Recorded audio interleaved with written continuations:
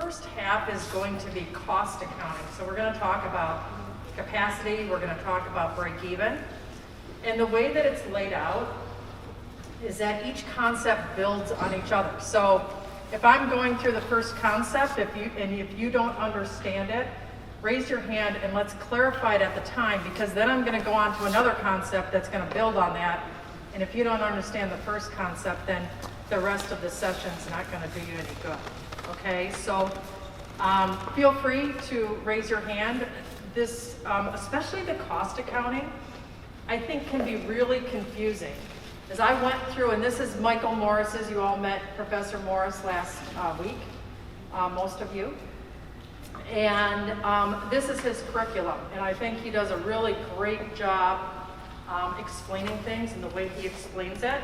But I'll tell you, the first time I went through this, I was making cheat sheets and formula notes. In fact, I have a set of formulas I'm going to hand out because I called Michael and I'm like, you're confusing me on this. You're talking about all this and I don't have the formulas. So I made a cheat sheet for myself, but I'm going to share it with you. And hopefully it will help as we go through. So feel free to, like I said, feel free to interrupt. Okay. This one. Okay, so Patrick just introduced me. My firm, I have a firm here in Milwaukee, Thoreau Group. We're a mergers and acquisitions firm. So what I do is I buy and I sell companies, and Professor Morris talked about companies that were survival, they were lifestyle, moderate growth, and then fast growth, or gazelles, like your Google and Amazon. I sell moderate growth businesses. So I sell businesses that have a track record. They're generally making over $1 million a year, and I sell them to outside third parties. So hopefully, at some point, you all need someone like me. If your focus is to make money or have an event, hopefully you need someone like me to sell your business for you. I'm also I'm a CPA MBA, and I feel like I always have to put a caveat around the CPA part because I actually started my career in public accounting and I'm certified, but I will tell you it was the most miserable 5 years of my life. I really didn't love it. So if you don't love accounting, then you've got a CPA who doesn't love accounting teaching you. So hopefully I can make it relatable. I do have, in the middle of my career between public accounting and mergers and acquisitions, I spent 20 years as a private business owner. So really that's where I'm going to pull a lot of my stories out of today, is those 20 years. And during that time, I was part of and had ownership in 5 startups. And of those 5 startups, I had 2 exits. 3 companies were sold in 1 exit because they were related. And then another exit. And then I had 1 liquidation, which, I don't know, liquidation, failure, whatever you want to call it. It didn't go bankrupt because I liquidated it before it went bankrupt. But had I hit a rough spot in the economy, I would have gone bankrupt. So, and I'm going to show you, and what we're going to learn in this first session is the information that I went through and the exercise I went through to tell me that, you know what, on my best day in this company, I'm going to just do a little bit better than break even. I'm never going to make a lot of money. And if I hit a rough spot, a rough patch like coronavirus, like the recession of 2008, 2009, I will go bankrupt. And so I made the decision that it's not worth my time and money. And we're going to go through the calculations that I use to determine that. So,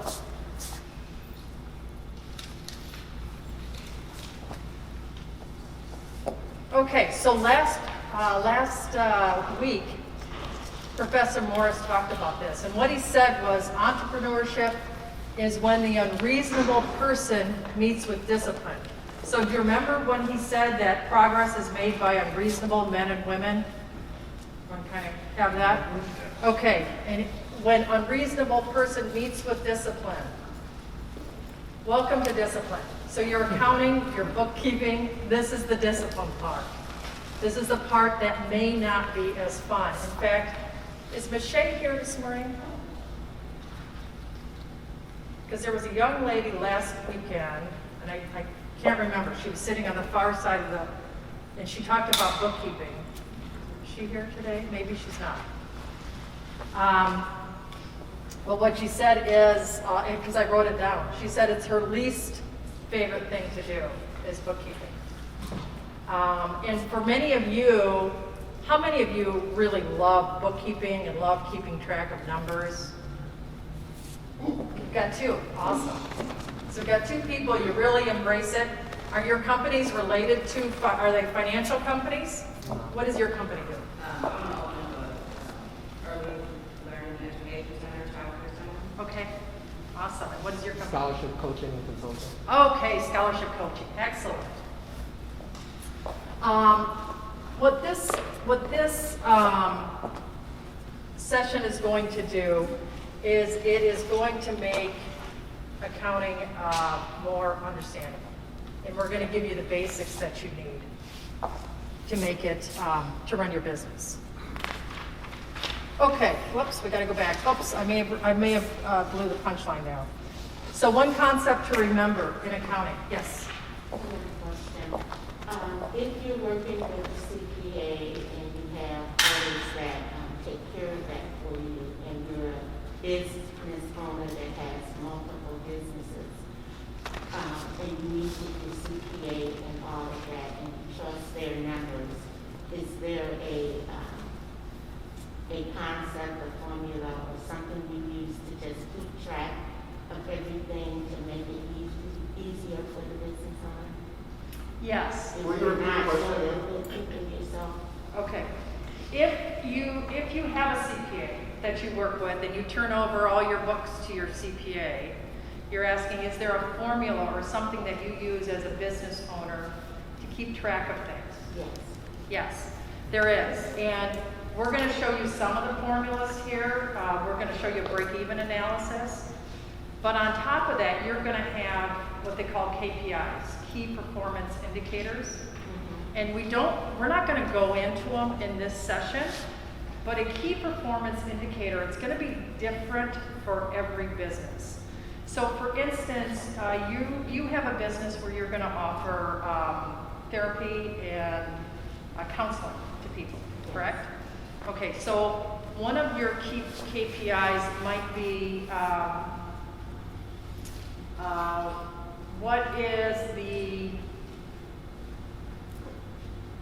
it might be how many referral sources am I getting from all my different marketing channels? Because you need to keep a handle on the pipeline of what's coming into the business to make sure you have enough money coming in future months.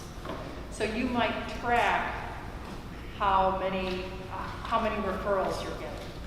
If you've got a sales type business and you're selling products, you're going to track your pipeline. So how many proposals do you have out here? Like for your scholarship business, you're going to say, how many proposals, how many families have I given them a written proposal to say, you know, here's my services, it's going to cost X. Because I know for every 5 proposals, I'm going to get 1 of them. So that's going to be something you track.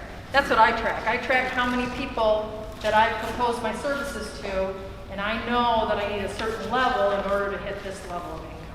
Okay. So you'll develop your own KPIs on top of some of the formulas we're going to give you today. Okay, and another question.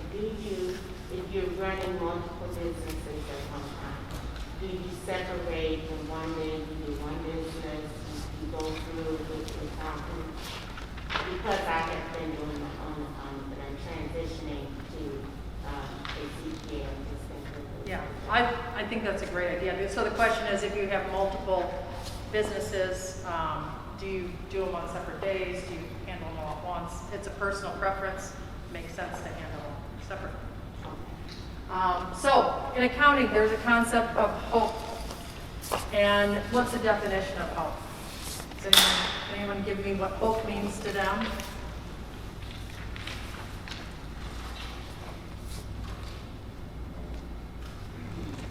Anyone? Hope?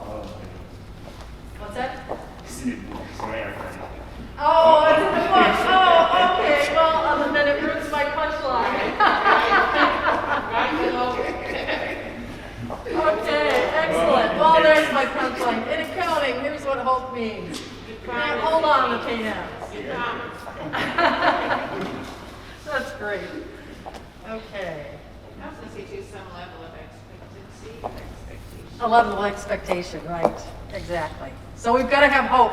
So as we think about accounting and bookkeeping, we've got to have hope. We've got to have a level of expectation, a level of positivity, and a level of knowing to hang on that the pain is going to end, and then you're going to get to the fun part of your business.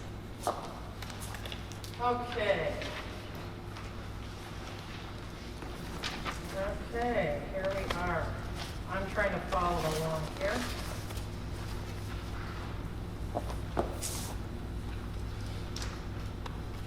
Okay, so this is what we're going to go over today, the logic of costs, the 7 steps. What you need for the 7 steps, you need to identify all the key costs in the business. Distinguish what they are related to what's being sold. So if you're, I think Amy, is Amy here today? Amy's does floral and wedding? Maybe not? Okay, so what goes into that? The flowers go into it, maybe ribbon goes into it, all the key parts. And then you're going to group your costs into fixed and variable. You're going to identify the revenue drivers, and we're going to talk a lot more about revenue drivers. We're going to look at the prices to determine the average. We're going to calculate contribution margins, and then we're going to determine a break-even.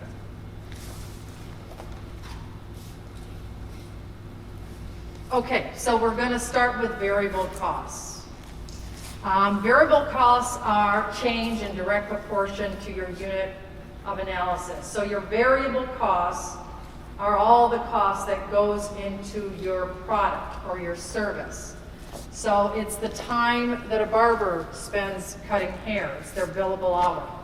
It's the pumpkin and the lard and the butter that goes into the pie if you've got a bakery. It's the billable hour if you're an accountant. It's the wood that goes into the crate. And what you want to determine is what does it actually cost to deliver that unit of product. If you're a candle maker, I think we have a couple of candle companies. There you go. So how much wax, how much soy, how much the wicking material, how much of that does it cost for each candle that you make? So it's going to be direct labor, direct materials, commissions, if you hire salespeople, commissions, packaging, transportation, delivery. Variable does not mean discretionary. So a discretionary expense, does anyone have a thought on what a discretionary expense might be in your business? Yes? Something that you really don't need, that's not necessary to make the product. Right, like give me an example. Do you have an example? I was thinking like let's say they got a pineapple. Right. So because you like to look at this and I don't think that I'm gonna do it to be buy it because when they go to the client, they don't look at all this. That's a great example. He said golf with a client. And it's funny because I just had this conversation with a young man that works for me who loves to golf. And he's telling me he was out golfing twice last week. And I'm saying, Tyler, come on, you're killing me. You're out for 8 hours golfing twice in a week. And he's saying, well, it's necessary to get business. And I'm saying, no, it's discretionary. You're not the one getting the business. I'm the one getting the business. So, yeah, that's a great example. Donations. Donations to Bizstarts. That's discretionary. That's not discretionary, Patrick. It's not discretionary. So with your memberships, like MMAC membership, would that be considered discretional? What kind of Like a membership to MMAC? MMAC? Or I would argue that a membership to MMAC is part of your marketing, Okay. is a marketing expense. So I would argue that that is going to promote your business and that's going to promote your personal brand. What does your business do? HR. HR. Okay, great. So MMAC, you're going to meet all kinds of business owners. I'd argue that's a marketing expense. Yes. How about like going out for like coffee or lunch to discuss networking or meetings? Would that be discretionary or would that be? I would call that marketing, no, because you need to do that. Okay. You need to do that to network, to know people, to drive business. because you never know where you're gonna get business from, right? And I find that when I go to a coffee or a lunch, the ones that I dread the most are the ones where I get a good lead or something happens. It's ironic how that happens, right? And so even if you don't wanna go, go. I was wondering too, like if the candles, if you want to try out some different kind of materials, you know, just as a test. Right. To see if something's more popular than something else, is that would be considered discretionary? I would actually call that research and development. So I think that leads to new products, that leads to better products. What was the question? Sorry. She said, well, if I'm a candle maker and I'm trying out new products so I can have a new, different kind of candle, is that discretionary? And I'd say, I think that's research and development. And I think that's going to get you better candles, less expensive candles, nicer smelling candles, whatever it does. So that's part of continuing to develop and evolve your business. Because one thing I can tell you is however your business looks today, it's gonna look different in a couple years, right? You're gonna learn a lot, you're gonna make a lot of mistakes, and you're gonna change the product, and you're gonna make it better. Yes? I have a home business, and I'm often asked to donate food or just for marketing purposes. That's discretionary, what is it? Discretionary? Possibly. I think that's subjective, so it's discretionary if you don't really need it. It's marketing if you're delivering food to someone who's going to place orders occasionally. Marketing expense is not variable. So as we talk about variable costs, marketing is not variable. Question. Yes? So marketing expenses are not variable, but it's kind of ironic. I would say, I would argue that marketing expenses are falling more category because in my case, someone I invest more marketing, Right. someone more I invest less. So because I don't have this budget on my marketing because it depends on how many users I like to acquire. So someone invest more, someone will invest less. So I may argue only that marketing expenses can be falling into those two categories. They might be, right, they might be variable. Yeah. They might be what we call semi-variable. And we're going to talk about how to handle an expense that's semi-variable. So it's kind of dictated by a unit of sale, but it's kind of not. So we'll talk about how we handle those. So fixed costs. Fixed costs are the costs that remain the same over time. So it's going to be your rent. It's going to be your insurance. It's going to be your marketing. Because your rent stays the same whether you sell one unit, one candle, or whether you sell 50 candles. The rent doesn't change. That's the website too, right? The website is the same thing. It all stays the same. This is all overhead, right? This is all overhead. This is right. Commonly called overhead, right? Yep. So these are the costs that are there regardless if you sell one unit or if you sell 50 units or 2,000 units. You've got to cover it. And so, and we're going to use examples that show that you're really better off, especially in the beginning, if you can keep these fixed costs as low as possible, right? Because then you're going to have less to cover. If you've got semi-variable costs, we suggest that you put them in with fixed costs as you're doing your calculations. What does write-off equipment mean? Depreciation. Well, that's a big question for me. What depreciation means? Oh, okay, great. So, you're in a you have a home inspection business, right? Yes. Okay, so you buy Tools. concrete tools. You buy very expensive tools, right? Yeah. And you need a $20,000 toolkit you go out and buy to perform your services. That's something that would be put on your balance sheet, and instead of having a $20,000 expense the month you bought it, you would amortize that over 5 years or 7 years, depending on what your accountant says. So you divide those costs over 7 years, and you would expense them, pro rata each year. That's what depreciation is. Okay, does that make sense? I'm getting it a little bit. Okay, I so, guess. right, so you could take this, when you bought your tools, you could take those tools and they could, do you have an income statement? No, Okay. this is, yeah. Okay, so if you go out and you sell your services, and you sell $5,000 of services in a month, your revenue is gonna be $5,000. Then you're gonna have various expenses. Let's say you have $1,000 worth of expenses, right? And one of your expenses is gonna be depreciation. So what you can do,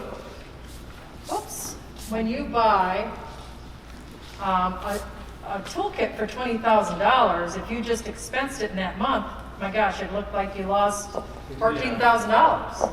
And it's really not fair because this toolkit's gonna last you for 5 years. It's not the expense of that month, it's for 5 years. So you just expense a little bit every month, and then at the end of 5 years, you've expensed the entire $20,000. Does that make sense? So you're recognizing just a little bit at a time. Yes? I don't want to go off topic too much, but then like with my property, when I sold it, then the depreciation kind of became an asset. When you sold it, are you talking for tax purposes? Yeah. Okay. So, and what's your name? Zelda. Zelda, okay. Video game. Yeah, okay. So Zelda has property, A rental. a rental, and she depreciated it while she had it, and then she went to sell it. Yeah. And when you went to sell it, you pay taxes on the amount after depreciation, right? Because you took the write-off each year. But then, you know, the value of it, then the basis of it went down. This is a little complicated. Yeah. Okay, that's where I was just. So maybe we'll do that offline. Okay. But and that's part of the tax code. The IRS is like, oh, you're not gonna get a break, I'm gonna tax you here or there, right? Just know that at some point they kid you coming or no. You're gonna talk That's all you about, have to remember about taxes. you're gonna talk about depreciation later on. Yes, we will talk a little bit about depreciation later on. Okay. Let's see, where am I here on here? Okay.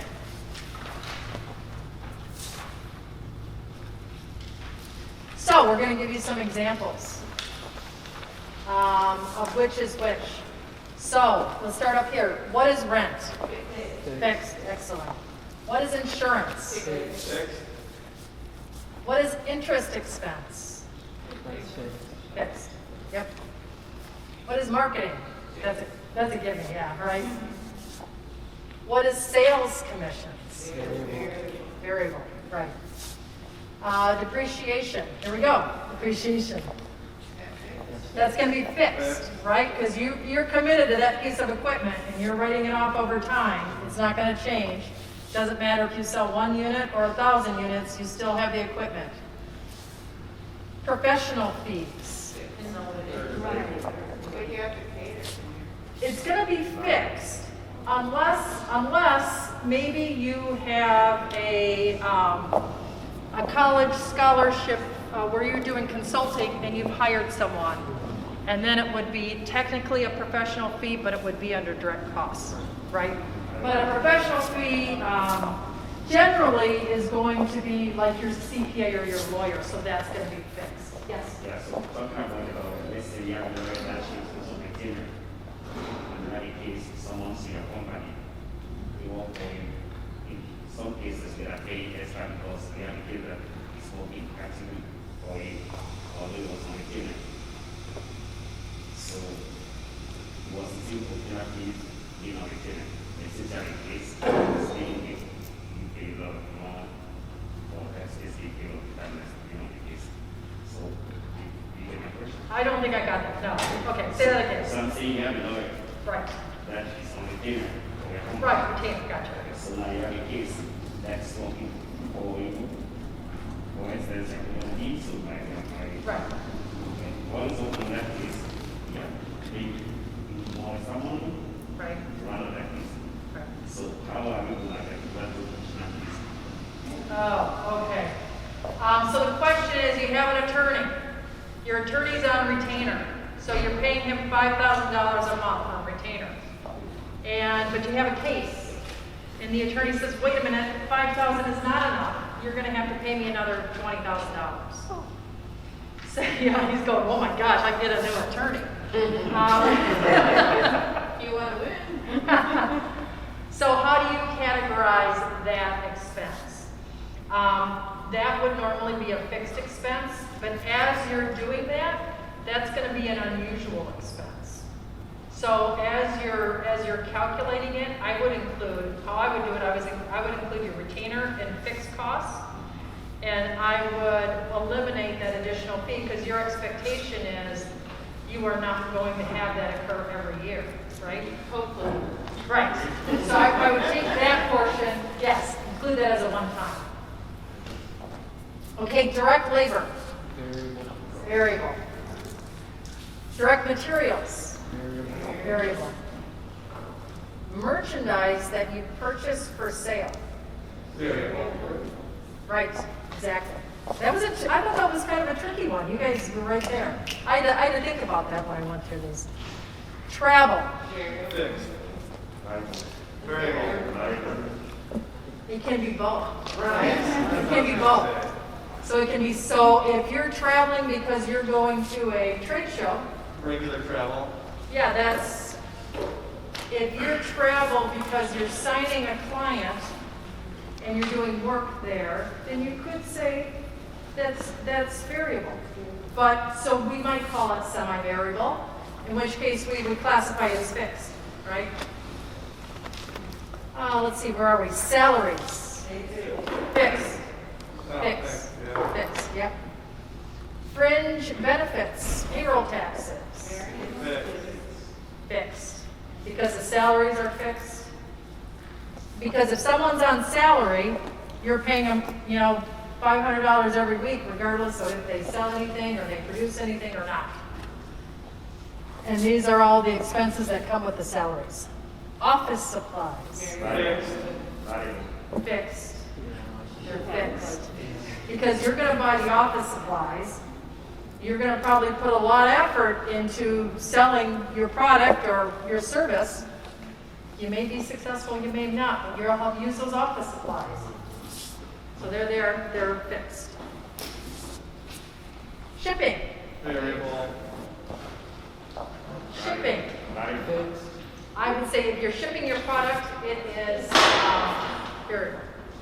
So for the most part, shipping is going to be variable. Because it could be high or it could be low. It could be high or low. And if you're in manufacturing, you're paying a lot of shipping costs. And it's tied to the product that you're shipping to your customer. Leased items. Fixed. Uniforms. Fixed. You guys are good. Yeah, I just scratched my head on this one too. I'm like, uniforms, no, they're fixed. Yeah, I just said, I'm asking questions about that kind of can understand you. So when you're saying these items are fixed, compare that I'm a company myself, the company, I'm part of the building. So sometimes we use more equipment or people that we have to deal with. Like each month, the price is the same color, depending on the demand. Right. So these days of the demand, they don't like that. So now putting these items in this category is kind of like, Yep. Nope, I understand. Okay, so here's this question. He said he works at a company that, depending on demand, they hire additional people, they bring them in to produce the demand, and then so it might be temporary labor, and then they let them go, or they send them back to the temp agency. So in that case,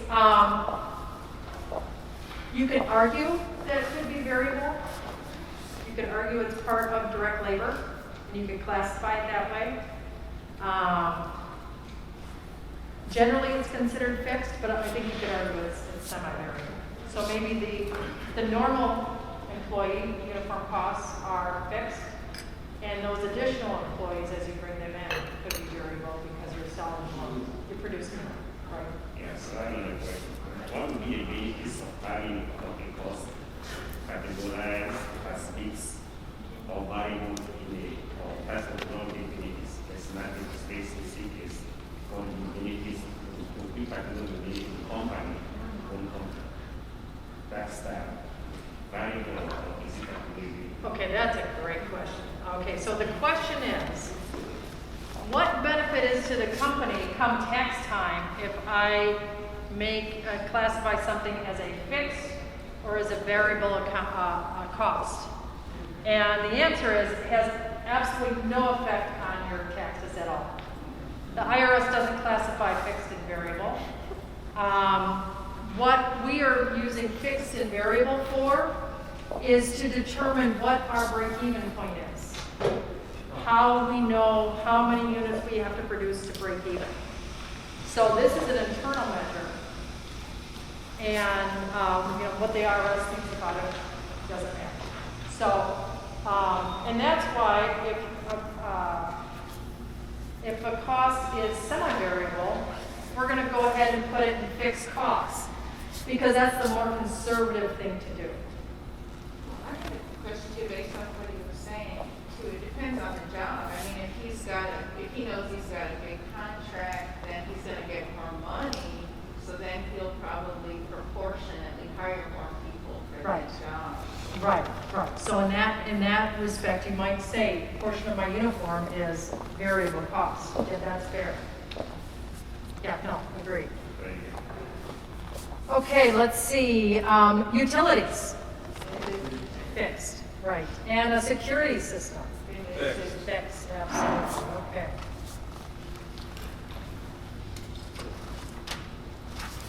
Okay. I have a question for you, Ann. Yes, If this is all internal, like, ways of figuring out your budget and your balances and everything, right. this is like best practices and an idea of how we should do this. Anyone can do anything for their own business, right? Right, right. You can do anything you want, right. This is a way to look at your business. What we're trying to give you is tools to say, am I making money? Am I not making money? And if I'm not making money, we're gonna pull this all together. We're gonna look at all the factors that go into, and if we decide, and we've got an example for you where we're not making money, what do we do then? Okay, so we're gonna show you what your options are, what you do then. So, should you cover your fixed costs or your variable costs first? Variable. Who said fixed? Why should we cover our fixed first? Because they're necessary for operation. That's the Okay, is that your answer? Yeah, there's the lifeblood of your, like if you're gonna be evicted, you can't run your business. Okay, who said variable? Yes, No, I have a question. okay. Is variable cost the same as like recurring expenses? And same as what? Recurring expenses? Like variable cost? Reoccurring expenses can be either fixed or variable. Reoccurring expenses are expenses that occur every month. So generally those are going to be fixed because it's going to be like rent, utilities, the payment on your insurance, workers' comp. Normally recurring is And then you mean by variables, like if they vary from time to time? right. Like what's your business? Okay, online medical supplies. So a variable, so you buy them probably from a wholesaler, then you sell it online. Okay, so your variable costs are going to be your cost of supplying the product to your customer. So when you sell 10 units, your costs go up because you've got to buy 10 from a wholesaler. So it's your cost that's related to the sale of the product. And making money, so you're going to pay your wholesaler, you're going to pay for shipping, and, I don't know, maybe packaging. No, actually, it's negative about shipping. Okay.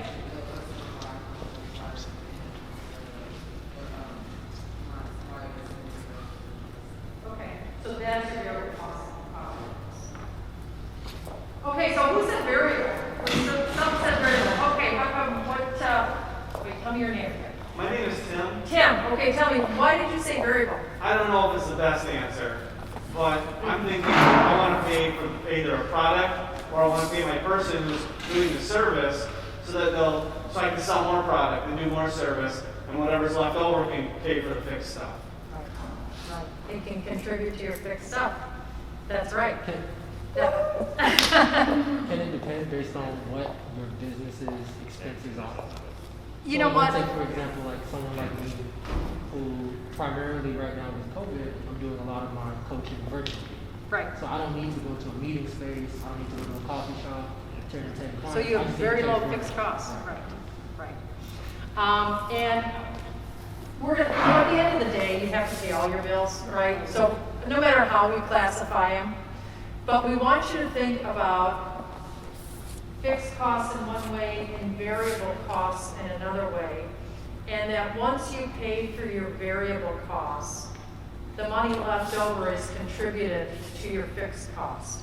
So, and I could make an argument timing-wise that if I'm selling candles, I've got to get the wax. I've got to pay for the wax. And if I don't pay my vendor for the wax, I can't sell another candle.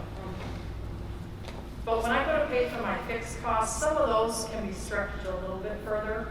My rent is only once a month. And maybe I've got a landlord who's really nice and will let me go an extra month because I promise to pay interest.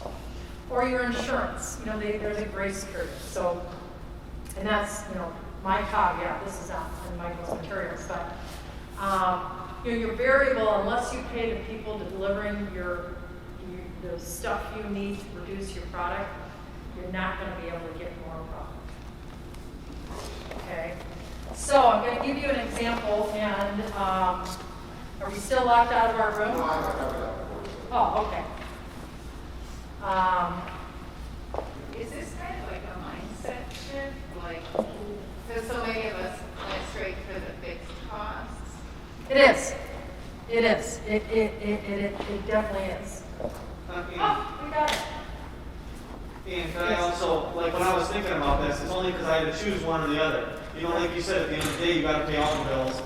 And I mean, there's different situations with the different variables and the different fixed. You may have to make decisions, in each direction, right? Right, exactly. Depending on what kind of negotiations you can make with either your landlord or your employees. Exactly. And what we're trying to do is we're trying to boil down to an easy measure Right. There you where when you're in the heat of the battle and you're producing 1 million candles and you're talking to hundreds of people that you're coaching, and that you know that as long as I talk to 10 people a day, I'm going to break even. Or as long as I talk to, sell 5 candles a day, I know I'm going to break even. So we're going to boil this down to something that's very manageable when you don't have time to sit and analyze your financials. And so you can know on a day-to-day basis, I'm going to make it or I'm not going to make it. I'm going to be behind.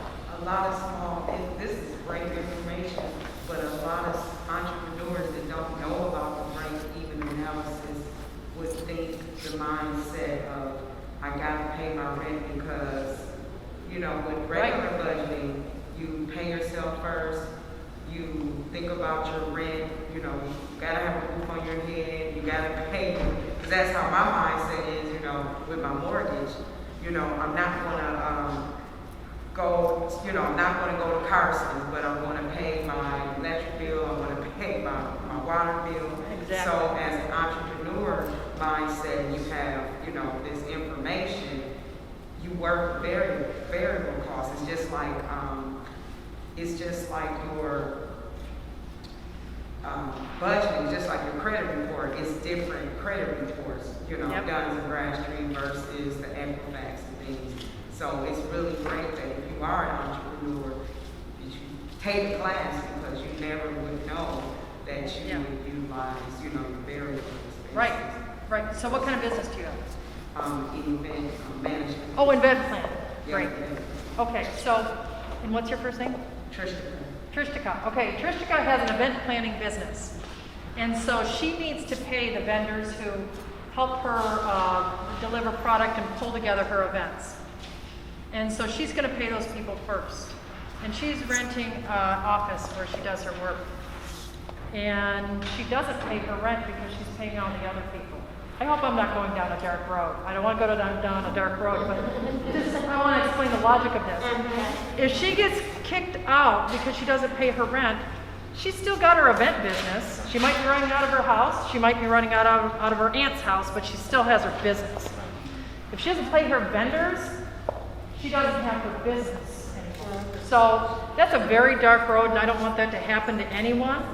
But I mean, that's the logic, and you're right. You're flipping your mindset exactly from what you do personally. Yes. And I think that's where I'm struggling right now in my environment because I will have a brick and mortar, I'll have a building, and expenses, and employees.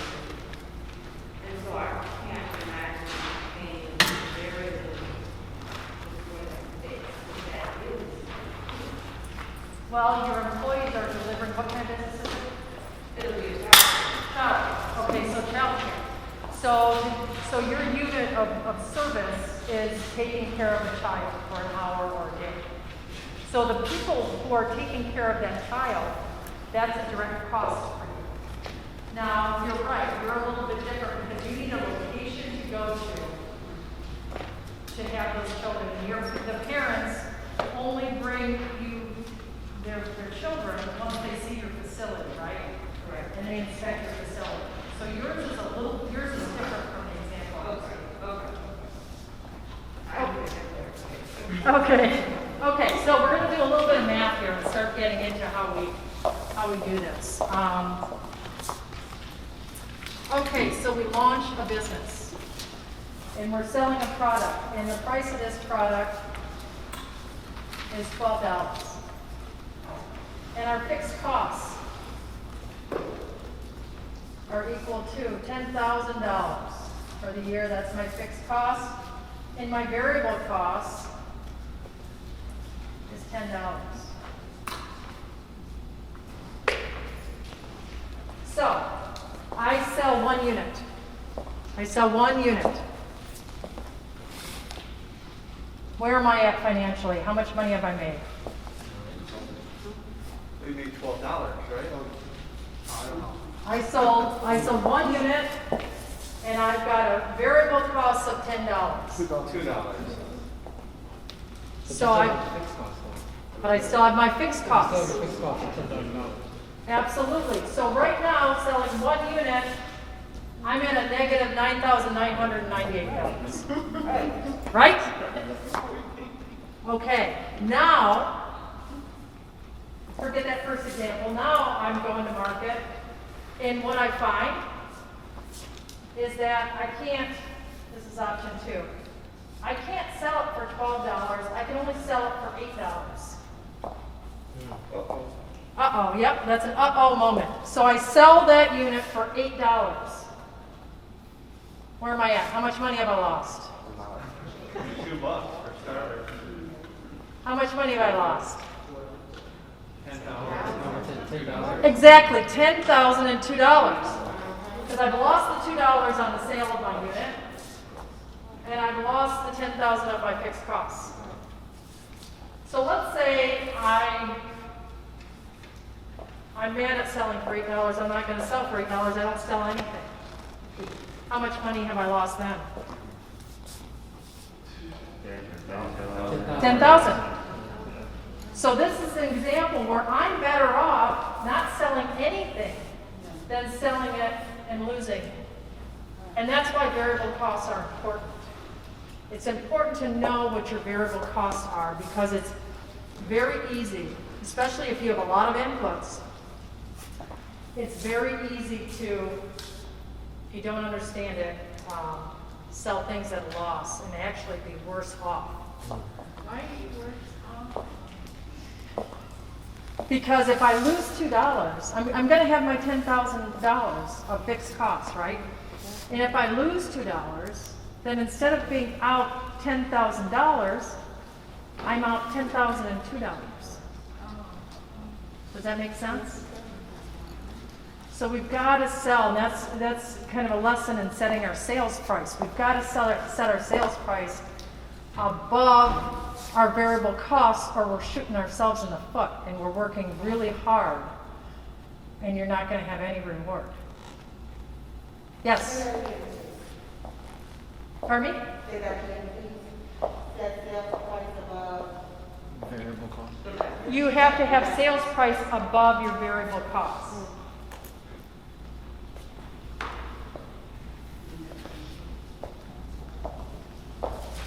Okay, let's see. I just want to check the time real quick.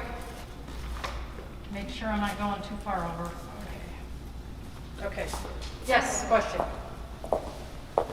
I'm not really understanding it. If the fixed cost is $10,000, Right? and you said down at the $8 for the product, is it better to not sell any product at all? Well, if it costs me $10 to buy a product and I'm reselling it for $8, I lose $2. Well, what's that 12 of That's my first example. I was going to sell it for 12, Right. and what happened is I went to market and I found out I can't sell it for 12. The market only paid 8 for it.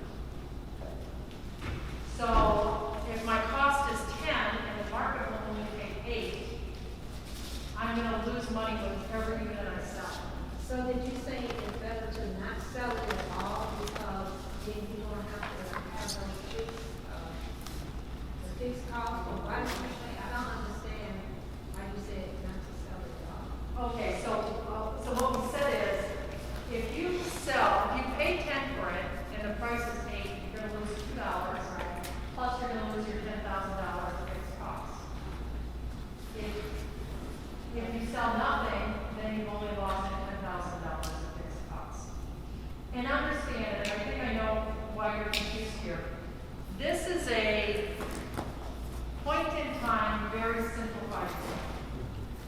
And at the end of the day, you might be in a situation where you pay for your fixed costs, and you've already paid the $10. You bought the $10 worth of material, so it's paid for. And you're saying, well, if I get anything, I'm at least money ahead. That's right. The only thing I'm thinking about is I'm not the lose. I don't want to lose, and you saying that I'll lose the 10,000.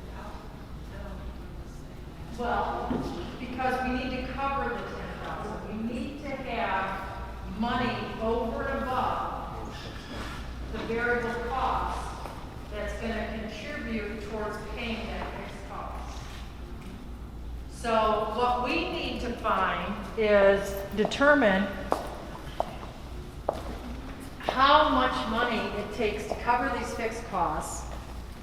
And basically, we need to find the contribution margin. So if I sell it for 12, it costs me 10, then $2, that's our profit. That is our contribution margin.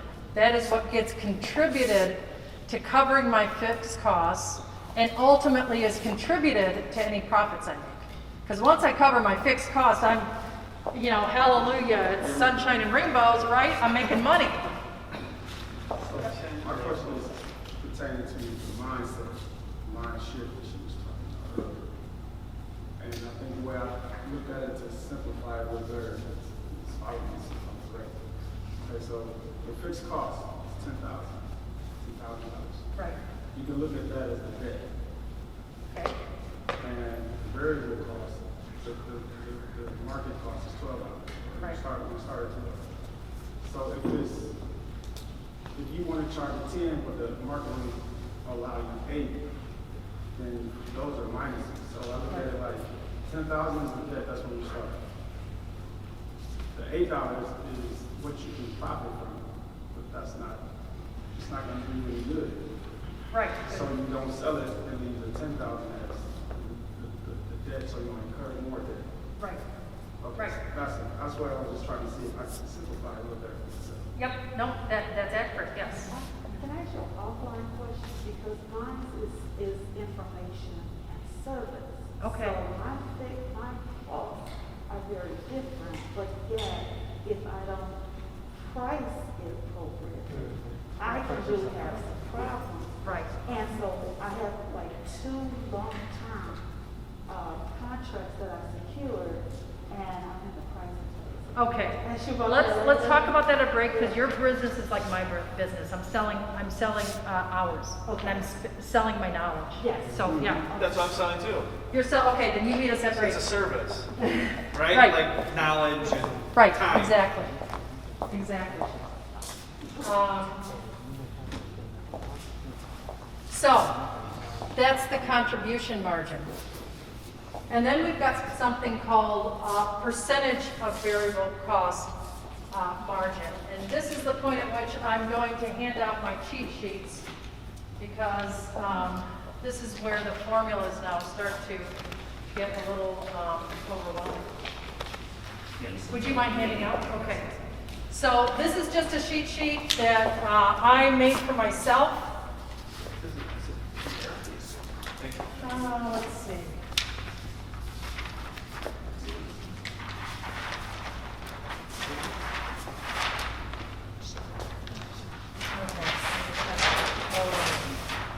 Okay, so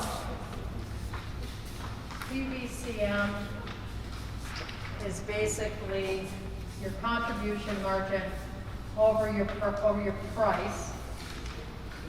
So in this case, it's going to be your $2 over your $12.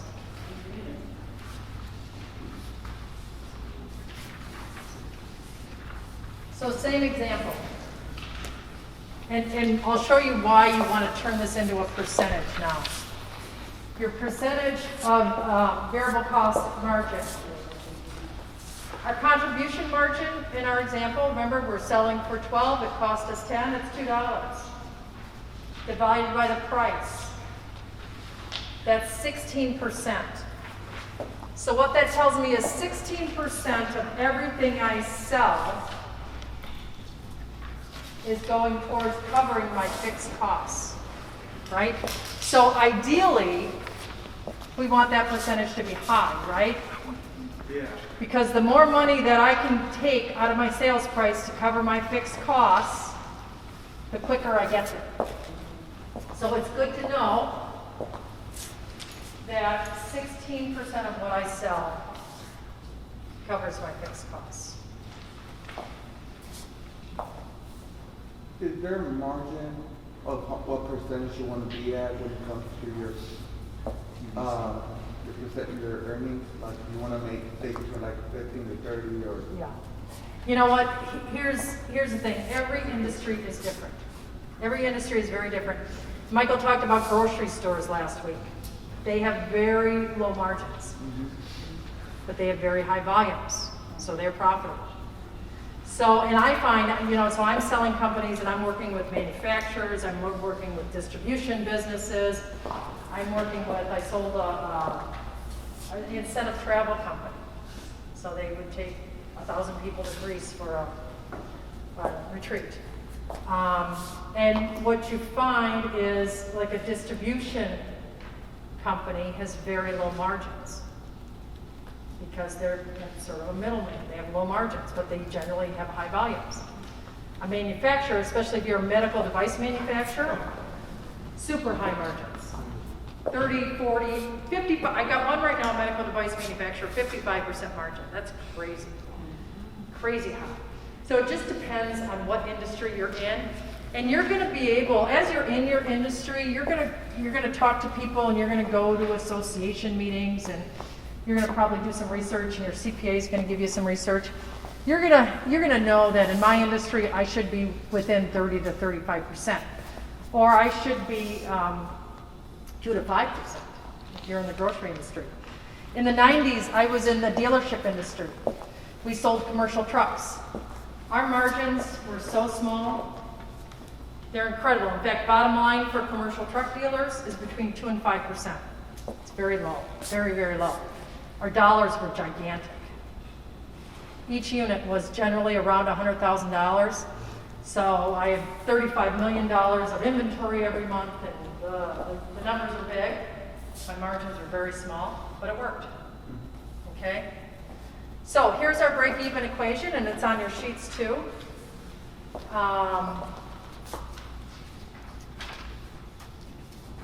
Let's see, break-even is your total fixed costs over your contribution margin. This is your break-even quantity, and let's do an example of that.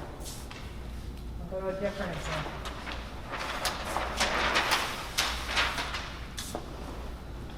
Okay, so for this example, we've got a price of $15.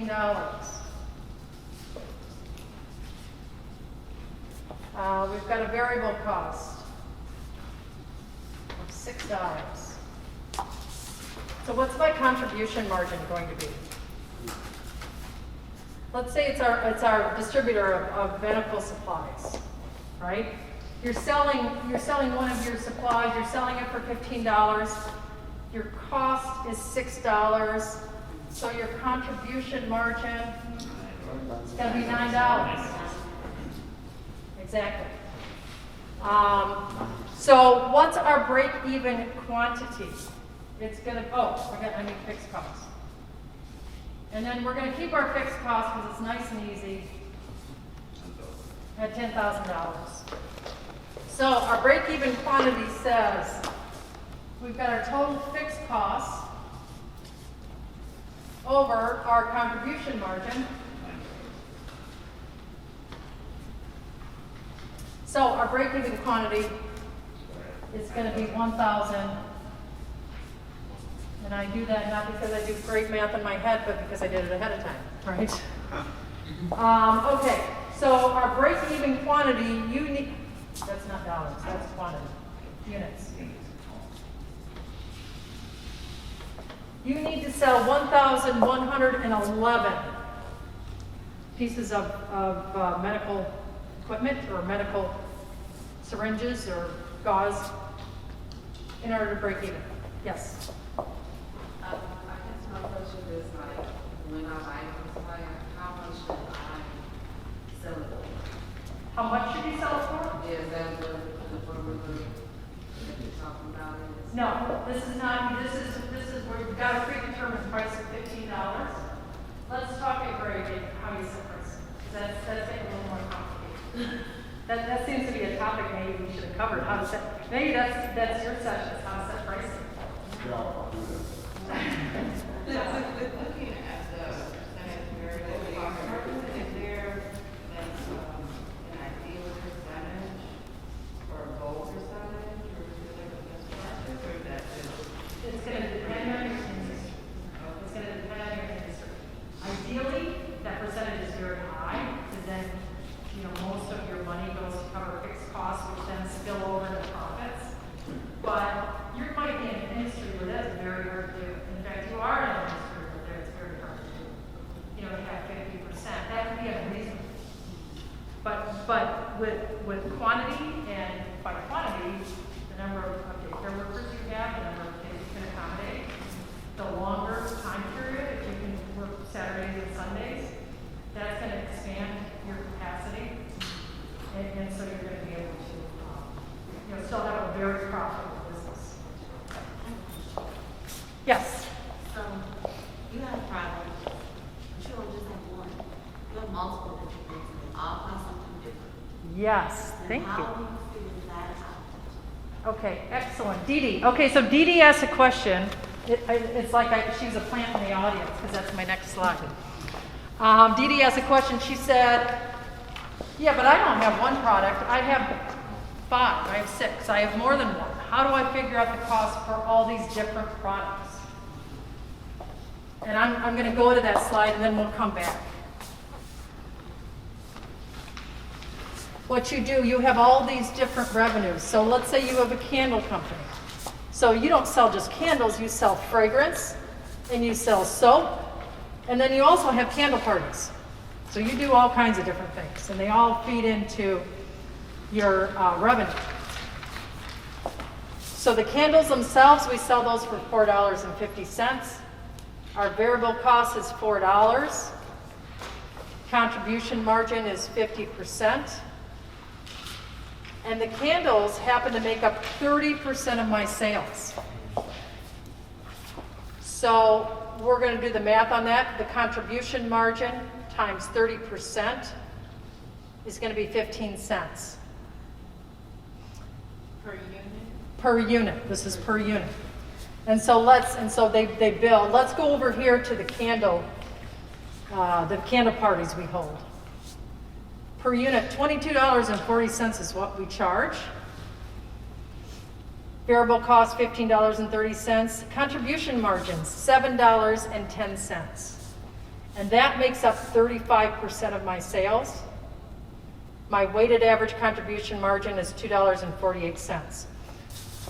As you add these up, this is going to be 100% of your sales. So you're going to have a little bit of history and know that candles are 30%, air fresheners are 10%, soap is 25%. So you're going to have some history, or maybe you play with these to say, you know what, I want candle making parties to be 50% of what I do because the contribution margin is so much. But this is how you get to a weighted average contribution margin. So that's our question. And I also, if you don't have the history, right? Yep. What is in the business? Do you then just project what you believe it will be, or how? You project what you believe, and then you true it up every 6 months, every month as you get more history, then you change it around. Is the party taking into account the selling of the others? Could be. Probably not. I probably would say I charge for the party here, and if I sell a candle, it's over here. But you can get an idea of how many on a weighted average you need to sell. Would this be something you do like different packages? Like you do one thing, and then you sell it like a bundle package, then you break it down into 3 different things? You could do that, or you could have another category that's the bundled package. So he said if you do the candle making party and you give them a candle, do you break it down, or where do you categorize it? Well, you could say, professional candle making, where it includes a candle, or you could say, charge $25 or $26.90, and you could say $22.40 is for the candle making and $4.50 is for the candle. It's going to work out either way. Fixed costs are always an annual thing, right? Fixed costs is a year. Yes, in this case, it's per year. You could do it per month. You could do it for 6 months, but for ease, we're going to say per year. And usually when you do this on your own, you're going to probably do it annually, knowing that it might change.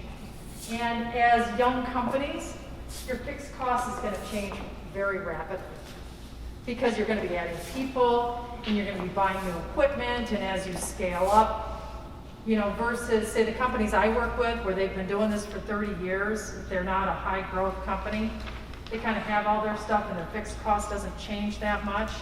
But for you, as you're growing your businesses, your fixed costs are going to change more rapidly. So maybe you have to do this every month. Okay, so we're going to go back though.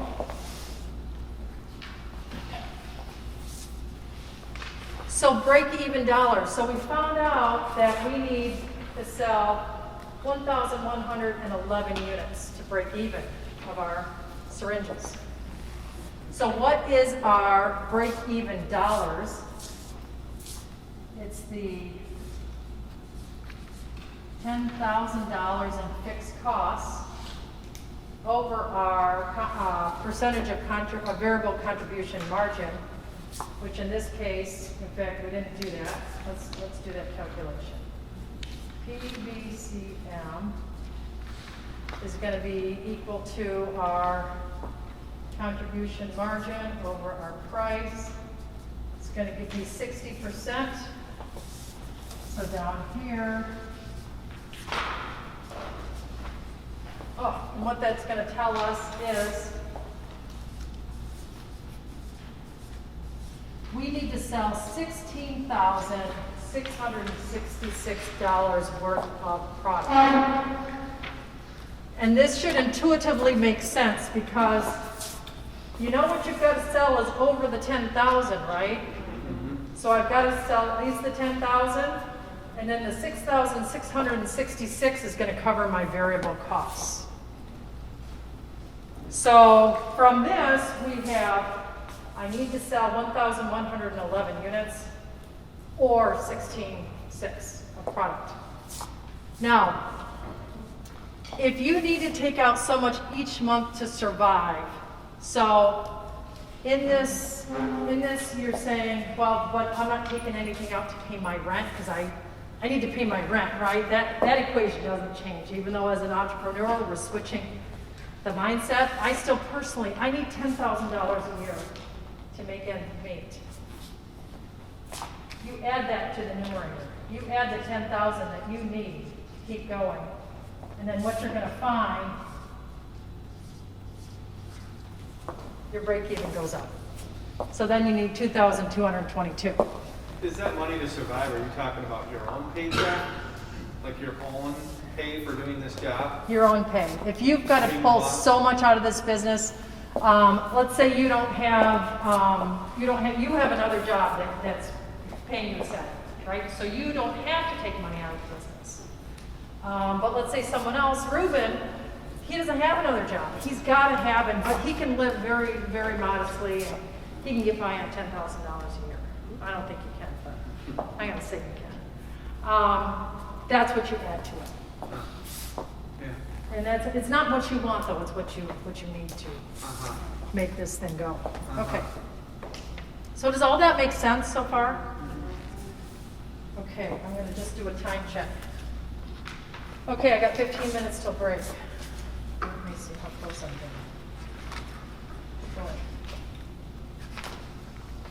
Okay, I'm gonna speed this up a little bit because I'm a little bit behind. We did that. So linking break even to capacity. You calculate your break even, which we just did. You calculate capacity.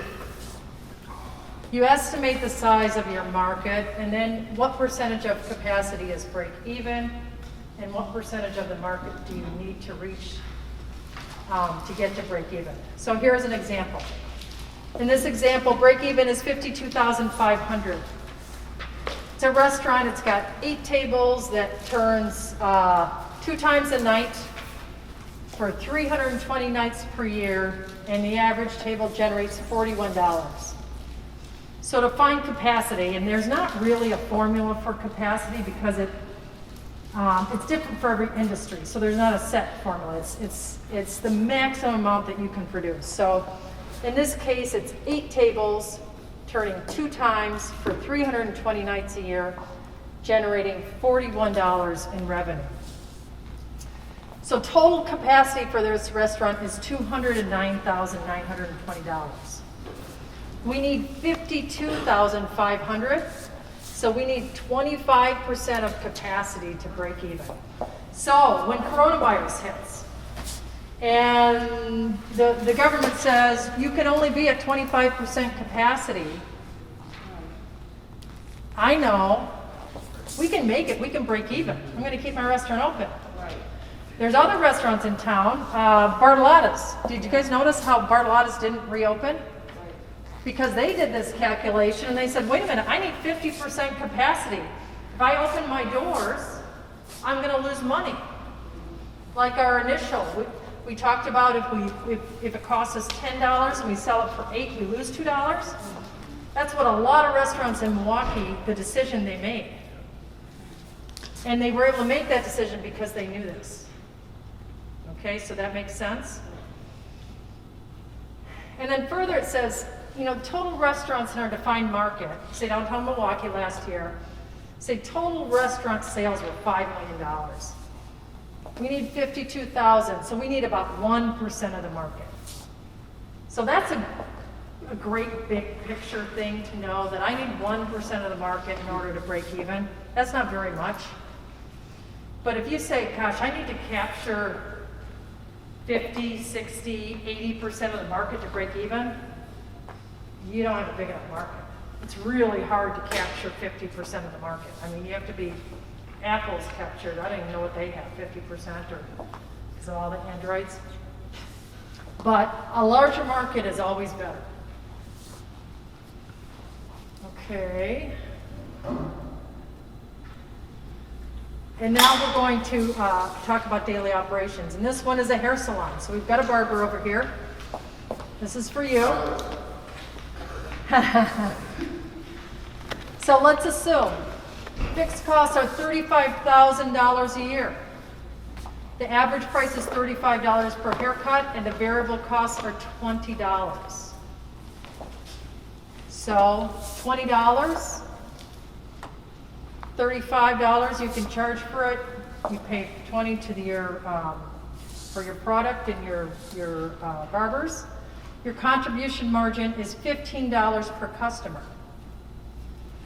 Your break even is $35,000. Divided by that $15, you need 2,334 customer transactions to break even. So that's a good thing to know. So I'm open 6 days a week, excluding 7 days for holidays, which means 6 days times 52 weeks minus 7 for holidays, 305 days.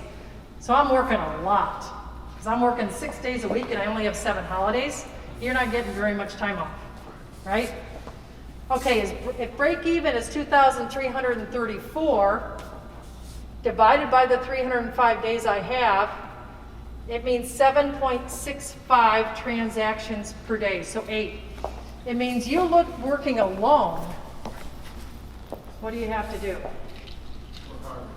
You have to work hard.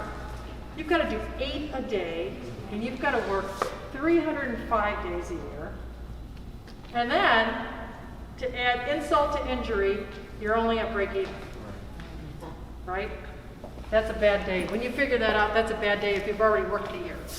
If you're figuring it out before you work the year, then you say, wow, I'm smart because I figured this out before I went down this rabbit hole. Right? Because there's things we can do. I just consider that I raise your price. Yeah, raise your price. Well, yeah, that's one option. But in this example,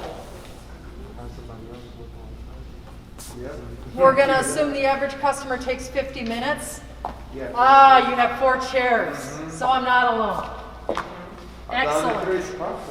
Excellent. I have more capacity. I have more volume. I'm open 9 hours a day for 50 minutes. So 50 minutes per customer. Each chair can do 10.8. We're going to round it down to 10.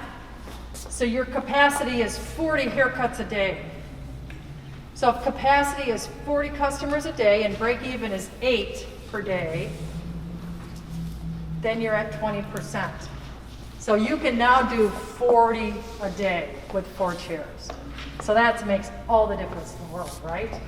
So now he doesn't have to work like a dog, and he's got to be at 20% capacity, and then what happens? You break even, Yeah. right? Next question. Yes. So, knowing a little bit about, Martin's mom. So, he might cut hair, and it might be his shop, but the other people in his shop pay booth break. Versus haircuts, how does that work? That is fixed into your variable costs. So we've calculated that all into the cost.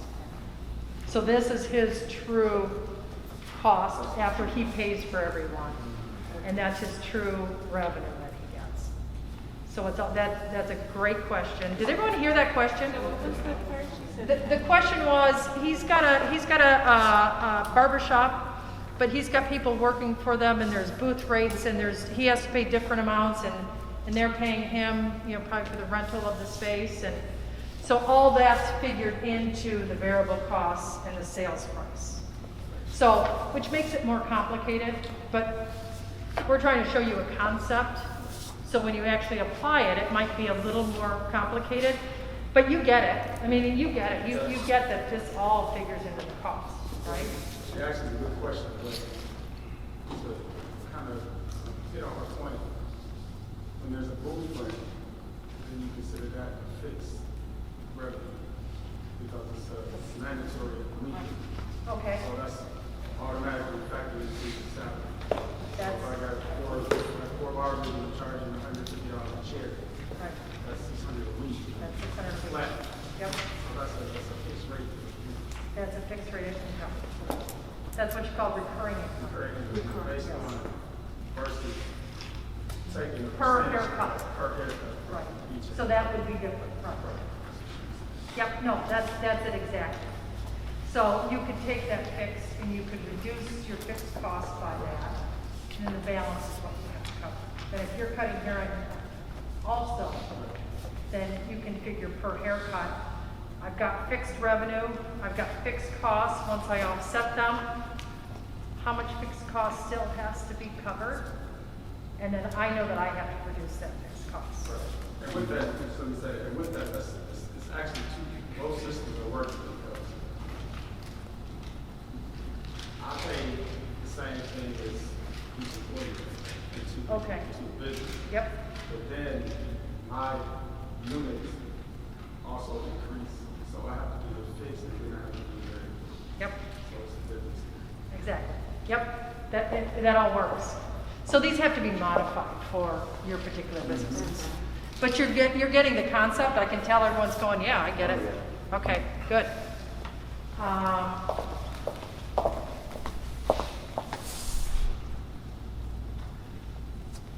Okay, so do a time check.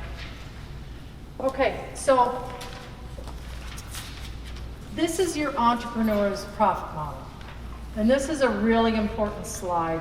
Mark it in your books is a very important slide. Because what this says, this is everything you have to work with. So margins and volume, you can think of both of them as high, medium, and low.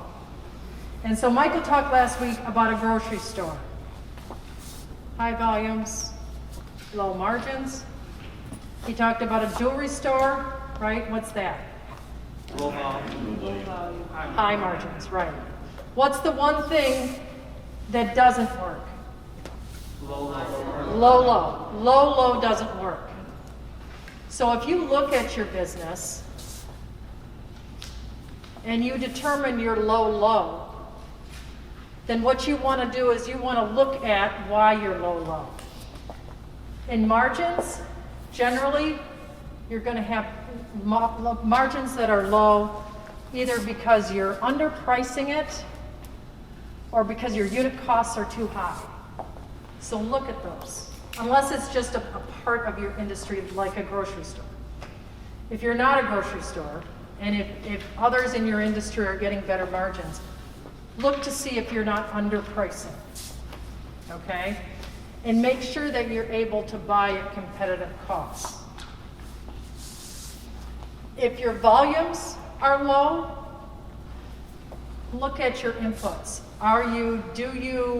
Is it labor intensive? Do you not have the proper equipment to be efficient? Do you not have the proper technology to be efficient? For example, scholarships. Probably do a lot online. You do a lot in the computer, you communicate, you look at all the colleges and all the scholarships available. And you do it online, right?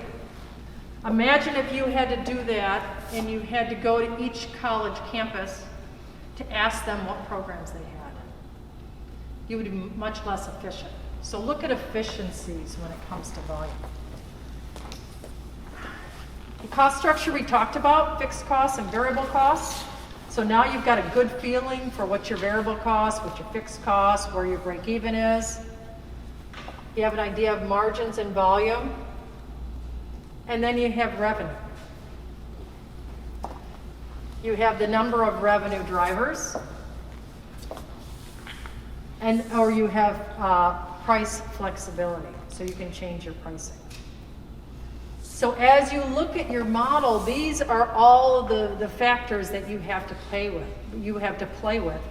To make sure that you modify your business so that it's not a low, and that it can sustain and make the profit that you're wanting to make. And we'll give you an example. They handed out a paintball battlefield example, and we do not have time to have you work on it, but what we'll do is we will walk through the calculations, and then we'll be ready for break.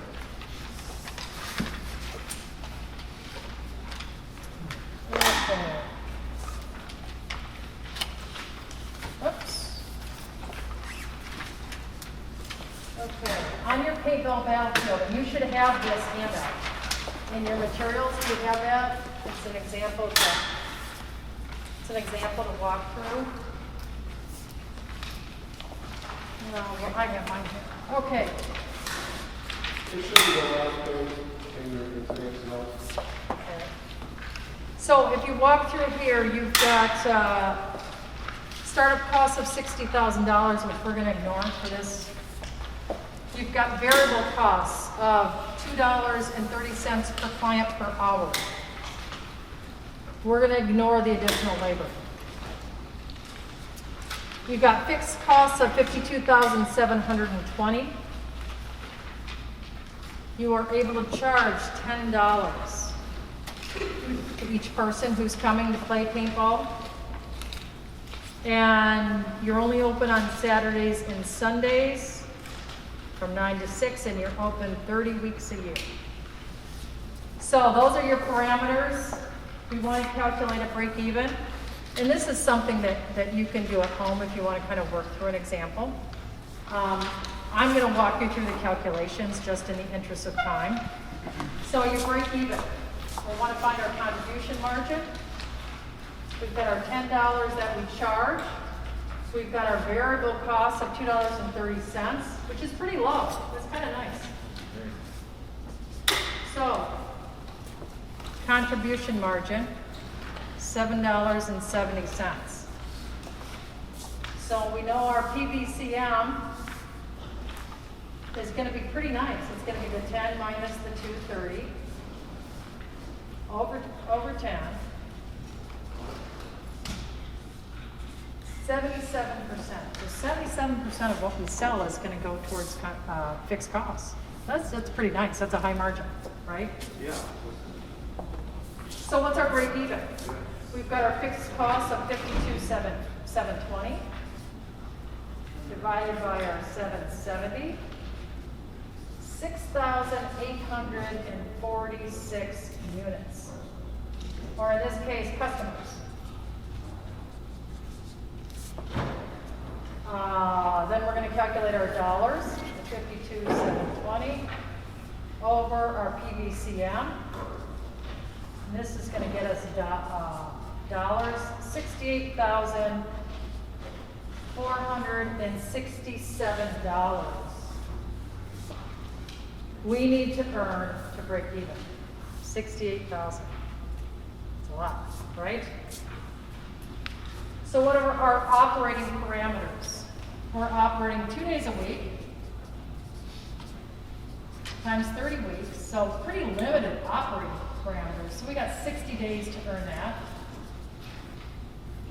So we've got 6,846 units over 60 days. Yikes. We have to do 114 customers per day. That's a lot. Would you need to account for the fact that you're open 9 hours on those 2 days as well, considering that you're turning over? You would, and the next thing to do would be to say, okay, how many hours do you play paintball? How many? If you do that, you're probably going to find, unless he has a 4,000-acre farm, is that you can't get enough people through here to make money, right? So, you know, you own this and you've just come to this realization. And so you say, you know, what do I do? You've got to find different ways to generate revenue. So what other ways, I've got paintball, what other ways can I generate revenue? You can sell concessions, right. More days, sell paint. Open more days, so maybe you say, I'm going to open this up to businesses, and we're going to do team building, and it's going to be Monday through Friday. So you might have some success, you might get a few groups in, but then concessions, you could sell the paintball guns maybe and make a markup on that. You could maybe climb up in the trees, put cameras up there, and you could take action shots. Think of the places you go to, like, you know, some of these amusement parks and that, they take pictures and then you get off the ride and you can buy the picture. The pictures cost you 30 cents to produce and they're selling them for 10 bucks, right? That'd be a nice high margin. But that's a way that you can be flexible and go back to this model to say, okay, my cost structure is pretty much set. On my margins, my price flexibility, it's kids that are coming to do it, they're teenagers, and they don't have a lot of money, right? So I don't have a lot of price flexibility.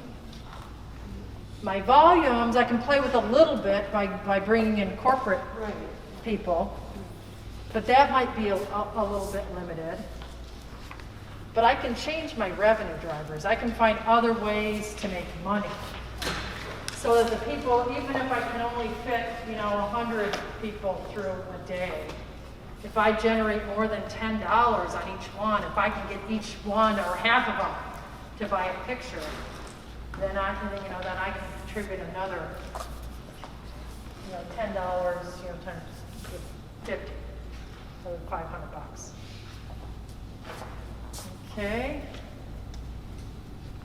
Let's see, what do we have now? So, implications of your cost structure. Oops. More fixed costs increases your risk. I think you know that intuitively. If you have really high rent for a place this size, right, it's going to increase your risk. It means it takes more sales each month to get to break even if you have a high fixed cost structure. So if you do have a high fixed cost structure, you need high volumes or you need high margins. You need something to cover that. Customization drives up your variable costs. So if you have to customize your product and you're not making standard products, just the nature of things, if you're going to create a custom candle for everyone who wants a candle, it's going to take a lot more time than if you produce 10,000 of this and 20,000 of that, right? And most of you, at this point, in the beginning, you have limited fixed costs. And then talk a little bit about the drivers of revenue. You've got a variety of ways, and we've talked about them. Seasonality drives your revenues, sensitivity to price variation, drivers of expense. How much does an additional hour of operation drive expenses? How much does an additional employee drive expenses? These are all things you should consider as you're looking at your fixed and your variable costs.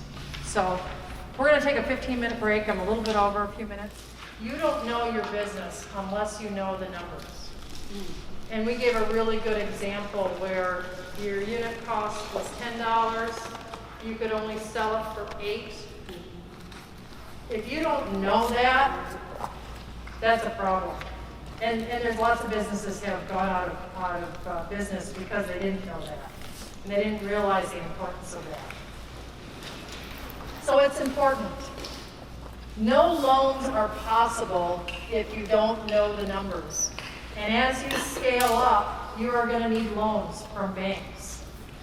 And if you have confidence around your numbers, that goes a long, long, long way.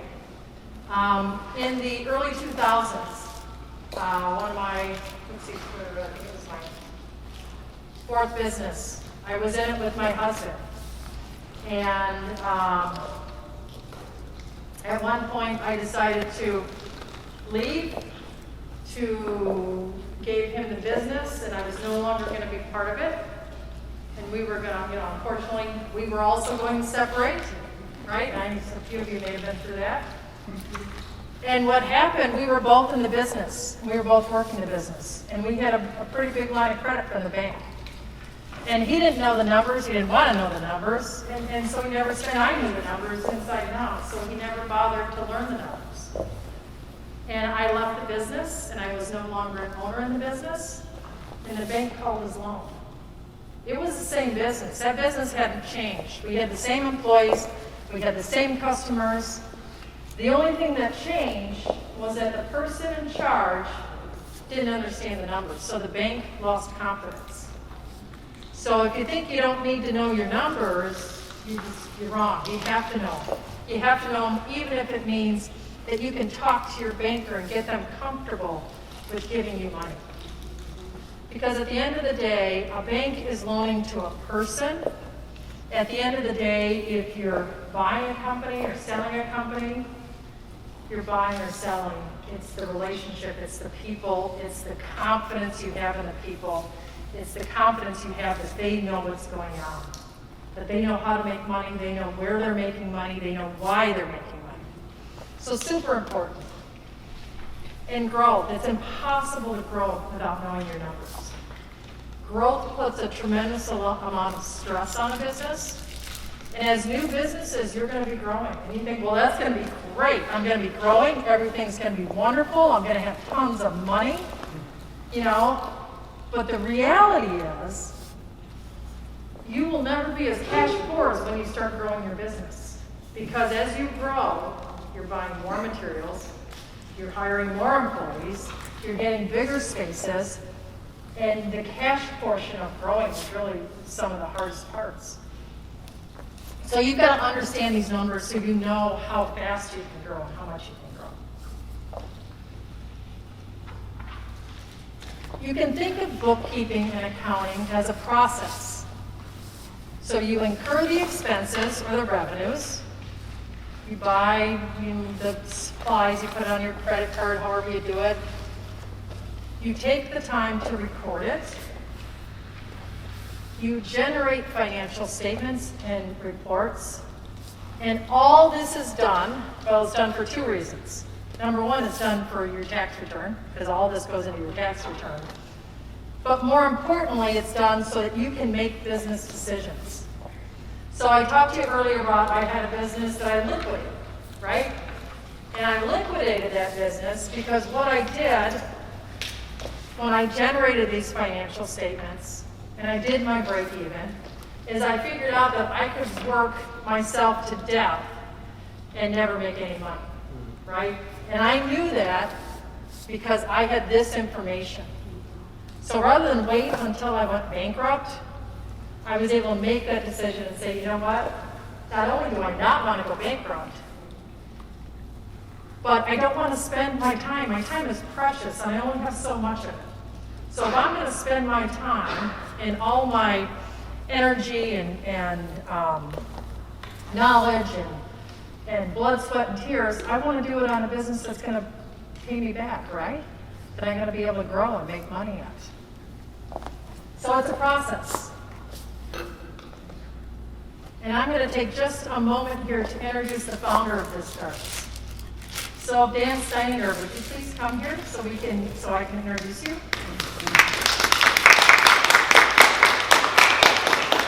So I have to pass a test. Yeah. I'll plug it. So 10 years ago, Dan Steininger actually started Bizstarts. And so he is the reason we're all here. And I'll let you say a few words, and then we'll get back to accounting. Are you enjoying this? Yes. Learning something? Quick story. Going back, I think I had to talk to. In my youth, I went to in the Peace Corps to Kenya, East Africa, and I was put in a school up country, and my students were really poor. Didn't have shoes, didn't have electricity, and in that experience, though, I was teaching preschool for them. Okay, in their third language. I could speak Swahili and still do. But I'm speaking in their third language. These kids studied. It was amazing. And they used to say, sir, can we be like Americans, have a car someday? I'm thinking, yeah, you don't even have shoes, you're going to have a car. So, well, if you study hard, you will have a car someday, right? Guess what? I went back a year ago to visit Kenya. I was giving some speeches. And so many of my students thought I was coming, and I got to meet with them. And they had done amazing things with their lives. Some were professors, some ran businesses. One was the governor of a big province, and I had saved his essay to show him. Anyhow, I did tell, I was on national television, I said, you know, what's different? After these many years, they said, you know something, most of my students do have cars. That's the good news. The bad news, Kenya has some of the worst traffic jams I've ever seen. So anyhow, the reason I tell that story is by sharing information with those kids. And they worked as you will have to work, because running a business is hard. I saw success. That's what they did. So this isn't about us, it's about sharing information with you, and you will have the same kind of success. It will shock me, and as these kids did, And they are my friends to this day, and I have many friends here in Kenya. I'm from Kenya that now live in the United States and live in Milwaukee. So anyhow, we're glad to help out. That's one of the reasons I started this, is because I firmly believe that more than anything, I don't care what color you are, what race you are, what ethnic is, if you can make money in this country, everybody treats you with respect, good or for bad. So we're here to help you make money, right? Is that okay? Yeah. We want you to get wealthy. All right, well, thanks for coming, and I wish you great on your journey. It's not easy to do a business. We got to shake your hand. Okay, so back to less exciting topics. Thanks, Dan. So, where do we begin? We want to think about how are sales incurred? How does the sale happen? And then once it happens, how do we record it? Who records it? How often do we record it? Where do we put it? And then what expenses are associated with those sales? My variable costs, right? We talked about those earlier. And then expenses, how are those incurred and how are those recorded and who records them and how and where and when? So we're getting really down to the very technical, how does this happen? Are expenses linked to the time? Are they linked to the type of transaction? Are they variable costs? Are they fixed costs? Can profit be determined? And how am I going to determine profit? Per day, per week, per month? And where's my paper trail? Those are some old terms. Electronic tape. Mostly your paper trail today is electronic. Do most of you keep your records manually or on a computer? So a little both. And there's no good or bad way. I am partial. For my business, I keep it on the computer. I'm partial, though, to a manual system because I was a CPA 100 years ago, and we did everything manually when I started. I did all of my audits manually. So I love a manual system, but today. If you were to suggest electronic system, do you have one that you have a preference for? Yeah, and we're going to ask Time A, the lady that we're interviewing. Probably the most widely used is QuickBooks. QuickBooks is written for the non-accountant. So it's somewhat affordable. I use QuickBooks, I hate it, but everyone else, but I'm a CPA, I love debits and credits, and that's, that's how I think. I don't love them, but that's how I think. So a Sage product is better for me. But I think for the average non-CPA accountant, probably QuickBooks. But there's probably other small, We're talking to Intuitive on getting involved. Oh, awesome. Okay. So up here and in your books, you have this horrifying diagram.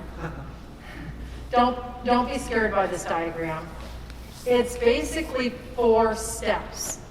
This is the accounting process, and think of it as only 4 steps. So at the bottom, you have generate a transaction trail. What does that mean? For your expenses, do you make cash purchases? Do you put them on your credit card? Do you collect all the receipts? You collect all the receipts for all your expenses. And in today's world, that gets kind of complicated because you've got Uber trips, so you got to look through your little Uber history. You've got, a lot of the stuff is online. A lot of your expenses are automatic and online. I'm trying to think of what else I have to download for my expense report. It's the Ubers that I miss and PayPal. Thank you. Venmo. Yikes. I do all this stuff through Venmo and then I lose track of it because it's only on my little Venmo account. But you've got to record all that. So it's convenient and it's easy, and it's also gives you more things to track. So that's where you track your payables. On the sales side, do you make credit sales? Do you make cash sales? If you do make cash sales, you need to find a way to record those. A typical retail store will have a cash register that has a tape or has an electronic trail. But you need to find a way to record your invoices, to record each sale. and track your receivables if you're selling on credit, right? You store all your records, you find a secure place. Maybe this is your computer, maybe this is a file box in your basement or in your office, but you find a way to store all these records. And if you have to look at all your different accounts like Venmo and PayPal and Uber, then you make yourself a list. Every month I'm going to download the transactions I did for Uber last month. And you put them all in one place. Step number 2, now you record them. So you've got everything, if you want to think about it manually, in a big file box. You have all your invoices. For every candle you sold, you've got an invoice. You've got all your expenses. You've downloaded all your Uber trips and all your Venmo receipts. And you've got a box of invoices. You've got a box of expenses. Step 2, you start to record. And you record an expense journal. And you record a revenue journal. And I was going to make up a sample expense and revenue journal. I ran out of time, but I can do that and they can have it in your books next week. But I'll just give you an example of what you want to track on a sales journal and what you want to track on an expense journal. Any of your QuickBooks, they'll have it in there.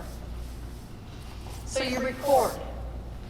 Now, if you want to, you've done step 1 now.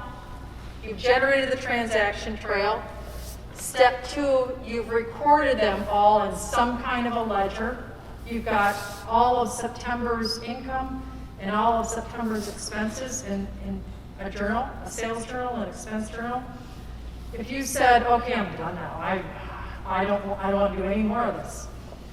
Step 3 is where you can hand this all to a bookkeeper. Bookkeeper, which we haven't been able to find yet, right? But a bookkeeper. So we can hand this over to a bookkeeper or a CPA or your uncle who's really good at accounting. And someone else can do this part for you. They can generate your statements. They can put together your income statement and your balance sheet. They can generate the information you need, maybe if they start off to pay your taxes. So either you can do this or you can pay someone to do this or barter with someone to do this. Step 4 then is back on you. This is where you analyze. This is where you draw implications. This is where you say, what does this tell us? And why is this important? You say, oh, okay, because I can break out my variable costs. I can break out my fixed costs, and I can figure out how many hours I need to work, how many haircuts I need to do, how many college students I need to advise to break even. And if I need 10 students to break even, and I've already booked 25 students, I'm saying, hallelujah, I'm going to buy a new car, right? So this is the accounting process. It's 4 steps. Okay. Now we're going to talk about financial statements. So we've generated the expense and income. We've recorded the expense and income into our sales journal, into our expense journal. And now we get to financial statements. How many people really understand your financial statements, your income statement? You understand? Okay. Income statement, balance sheet. We feeling good about our balance sheet. Cash flow statement. I got 2 people feeling good about cash flow. 3 people feeling good about cash flow. Okay. So you're going to generate financials, or someone's going to generate them for you. And basically, it's 3 questions. That's all it is. That's all these things are. They can look big and scary when you see them. Am I making money? Is the first question. Pretty important to know. Am I making money? Can I pay my bills? And those might not be the same answer. I might be making money and can't pay my bills, or vice versa. I might not be making money, but I can still pay my bill in cash. And what is the value of my business? And that's kind of a loose term because the value of your business will depend on a lot of things. But as we look at financial statements, then the income statement tells us Am I making money? So our first question, am I making money? That's the income statement. Does that make sense? So you look at that and you know if you're making money. It's going to show you revenue, it's going to show your expenses, and that bottom line, if it's positive, you're making money. Okay? Do I have enough money to pay my bills? That's your cash flow statement. Do I have enough cash to pay my bills? And that's going to be different from your income statement.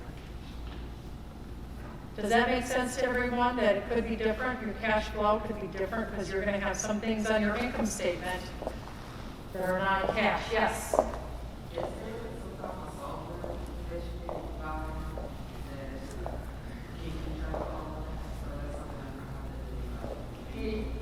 Yes, that's the QuickBooks that we were talking about. And Patrick, you said you got a line on getting QuickBooks?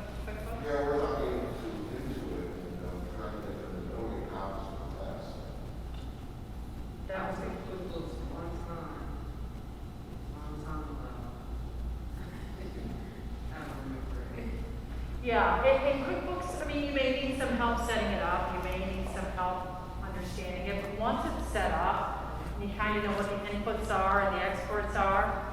Once you get to that point, then it can be a very useful tool. And then, how much is my value worth? And this is the balance sheet. It shows you what assets you have. It shows you what liabilities you have. Shows you how much value is in the business. And that's really a better term than what's my business worth, because there's more to it than that. Like we were talking, Rick, earlier, you've got intellectual property in your business, right? So the value of your business is going to be much more than the assets minus the liabilities, right? So there's other factors, you know, brand, your brand awareness in the market, there's other factors that go into value. But your balance sheet tells you, what are my assets, what are my liabilities? How, you said your brand value, how do you, I guess, calculate that? Totally subjective. Okay. Totally subjective. We, and it's all over the place. And we work with that a lot in my business because we claim that, you know, I've built this brand, I've got value in the brand. And value is going to be different for different people. So, you know, if Walmart's trying to get into your industry and you've got a brand they like, it might be worth a lot to them. Whereas someone else, if they're buying you as an investor, the brand doesn't mean as much. So that's very elusive. Okay.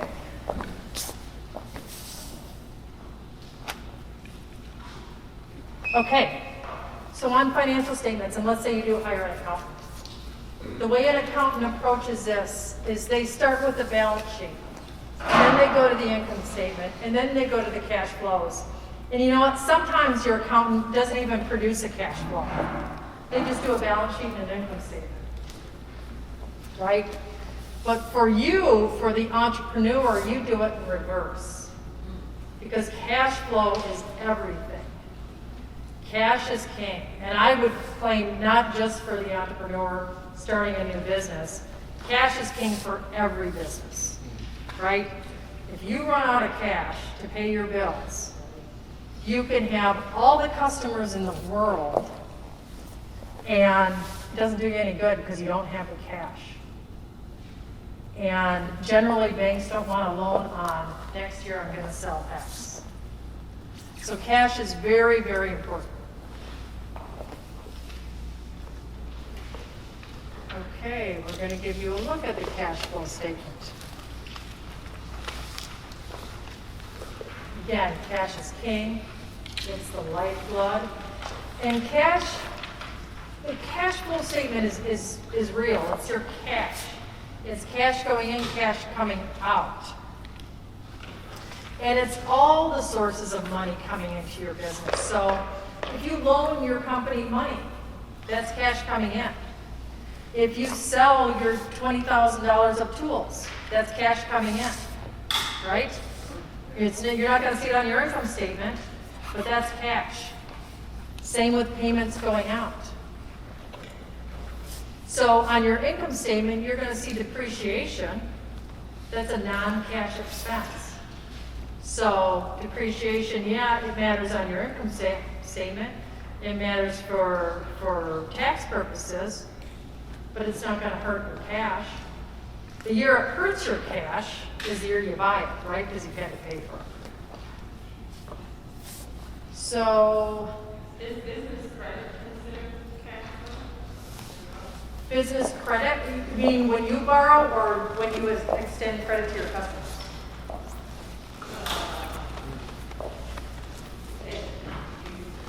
Well, like businesses should build their credit readiness, right? So, but I guess like credit cards and, business credit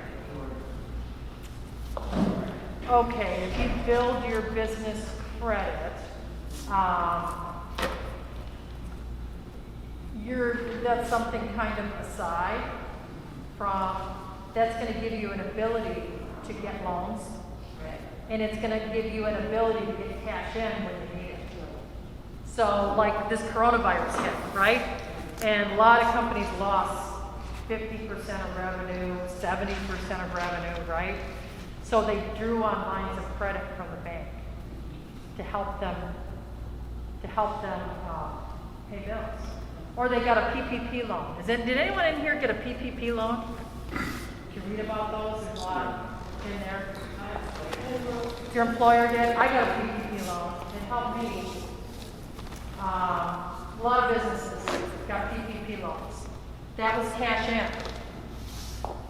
Now, when you pay it back when you reduce that debt, that's cash out. So being credit worthy, having business credit, gives you the ability to fluctuate your cash as needed. Okay?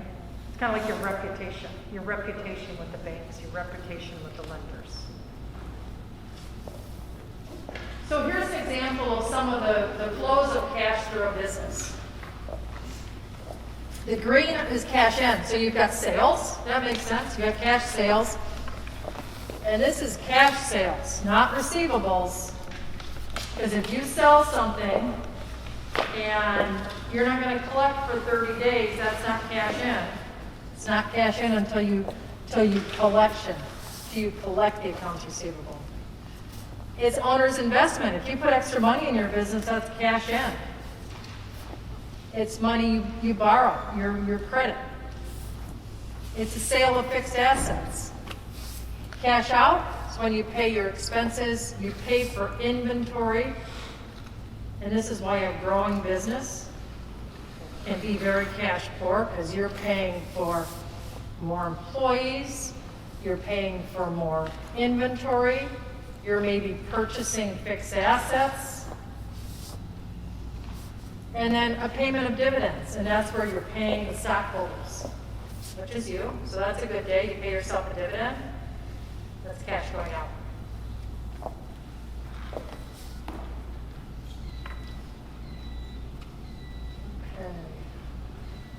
Okay. There's an example of a cash flow statement. So you have this in your books, I won't go through it. Basically, you start with all the different cash in, all the different cash out, and this is your ending cash. So you can see where you're tracking. This company's doing pretty good. They don't have any real areas where they're getting into negative cash flow.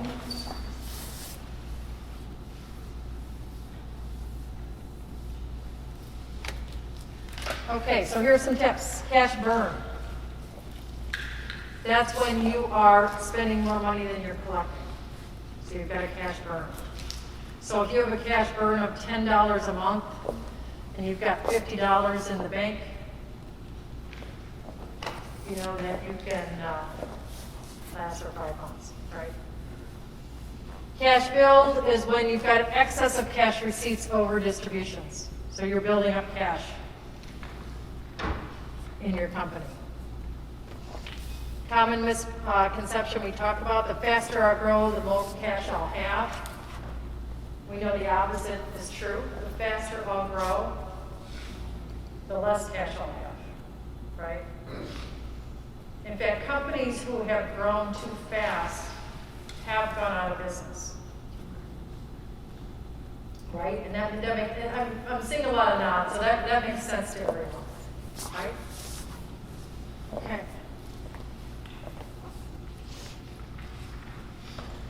Income statement. Okay, so any other questions about cash flow? Are we good on the cash flow statement? Because that's the big one. Okay.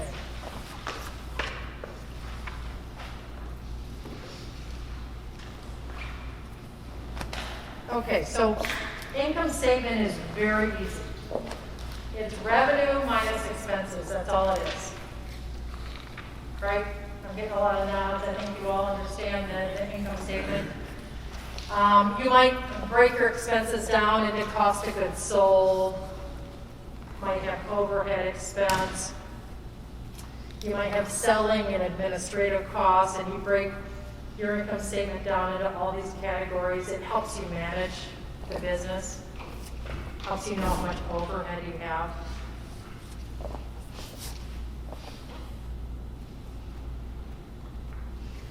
You need to decide on the frequency, what you want your statements to be. Weekly, do you want a monthly? I would say depending on your business, your cash flow, you might want to look at that weekly. Your income statement, you probably don't need that except for monthly. And there's companies who do it quarterly. But I would say you don't want to go longer than that. You want to probably either monthly or quarterly. But your cash flow you want to be on top of.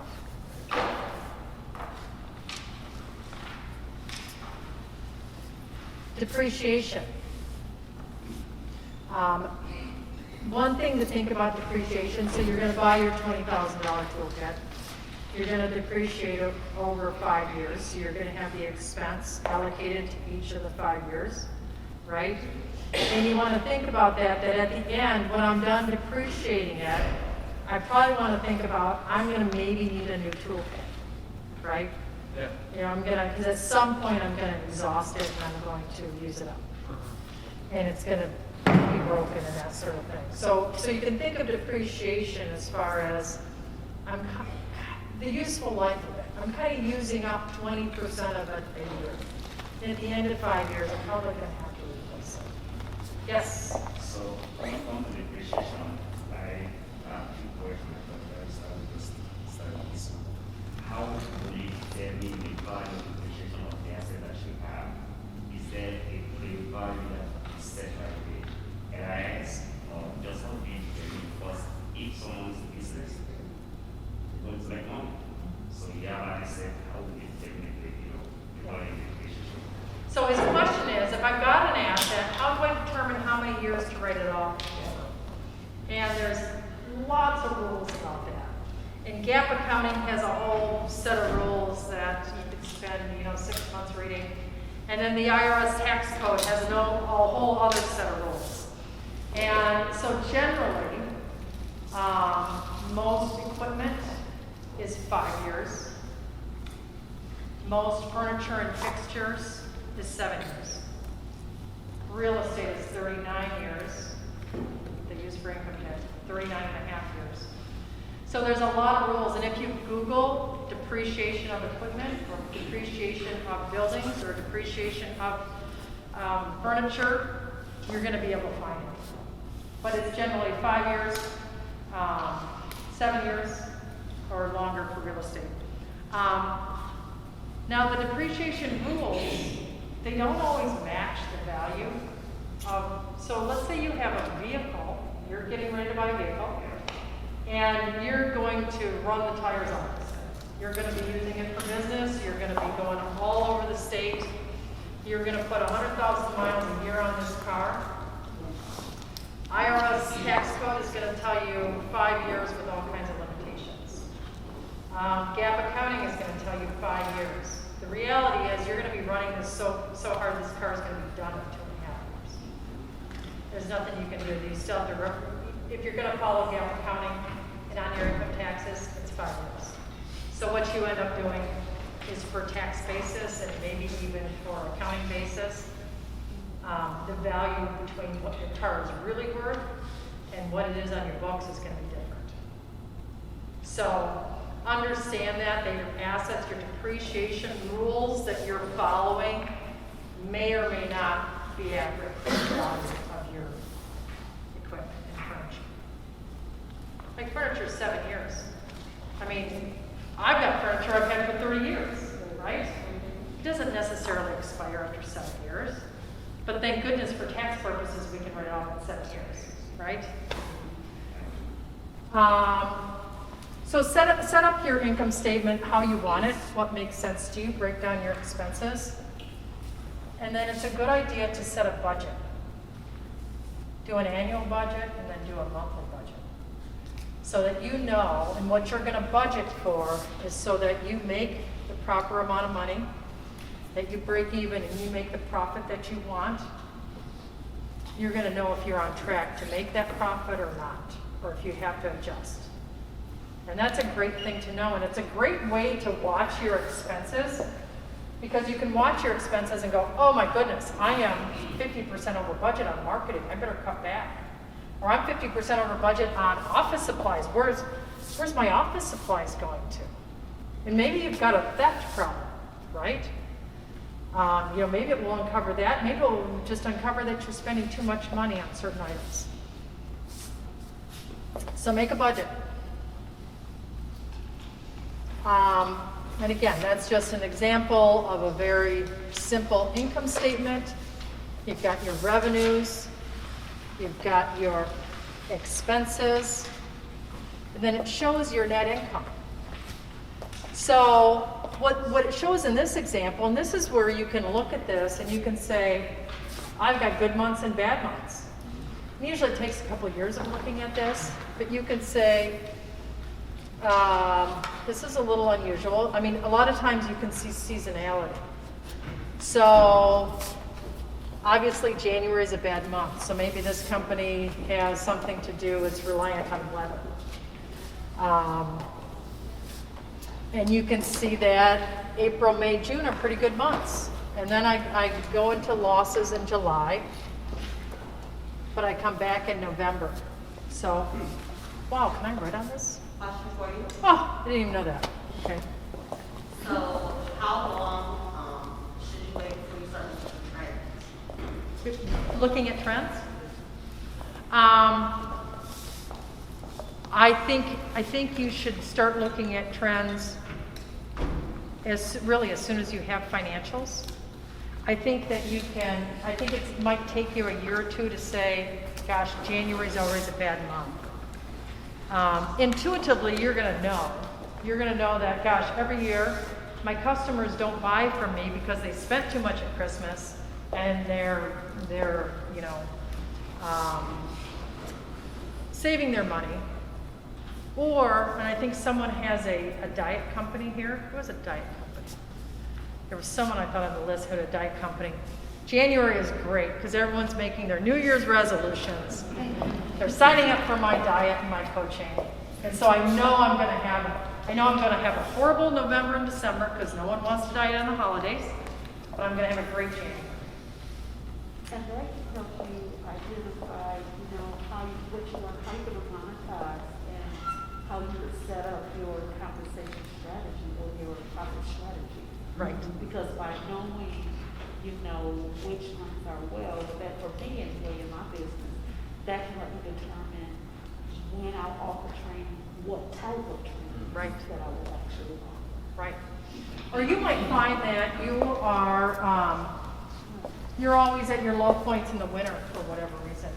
You might decide if you bring on another service or another product line, you're going to want it counter-cyclical. So you're going to want to bring on a service that does well in the wintertime, right? You're going to want to sell. I sold a company a couple of years ago, Triton Trailer. They make those aluminum trailers for snowmobiles. You might have seen them on the road. They carry, you know, small equipment snowmobiles. They do great in the winter, snowmobile season. They do very little in the summer. They do great in the winter. So So you might want to add a product line or add something that offsets, once you know what your cycles are. Yes? When I'm looking at this statement, am I right to think that the stuff that's like kind of in the purple up underneath revenues, that's the variable stuff, and then the stuff that's purple underneath gross income, that's the fixed costs? Yeah. Yeah. This is cost of goods sold. Yes. Those are going to be, these are going to be your variable costs. Exactly. Yep. And these are generally going to be all your fixed costs. Yep. So this is your, they call it gross income. I'd call it gross margin. We've been talking about gross margin, your margin. This is your gross margin. Because that's all your sales that you made minus what it costs to make each one of those sales. Exactly. Exactly.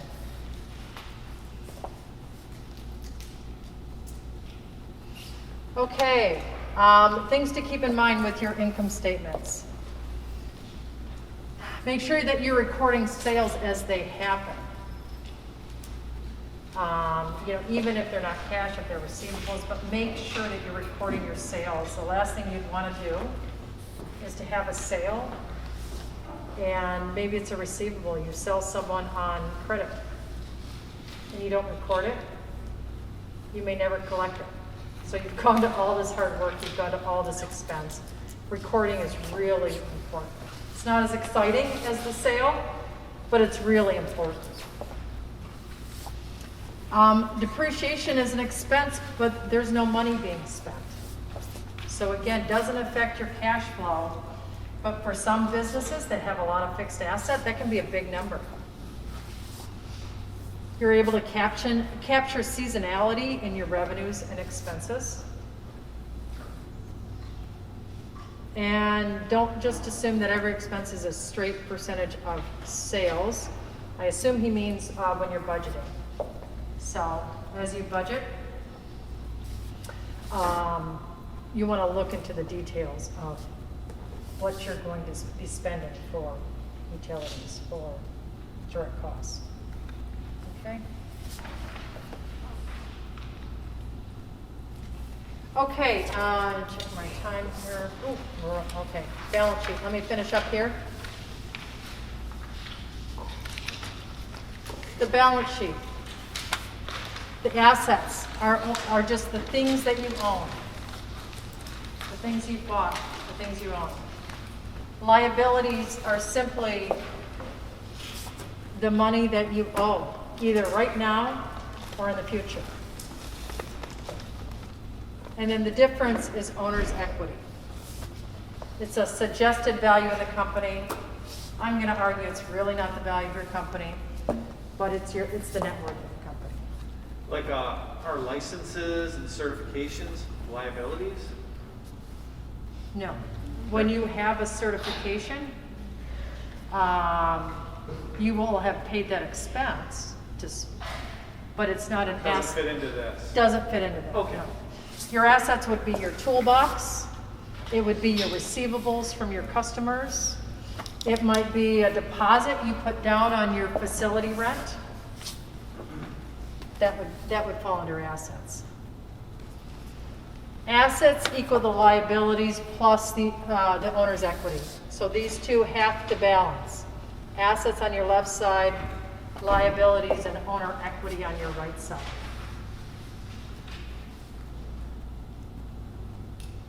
That's an example of a balance sheet. For the day-to-day running of your business, I'll go out on a limb and say this is probably your least important of your financial statement.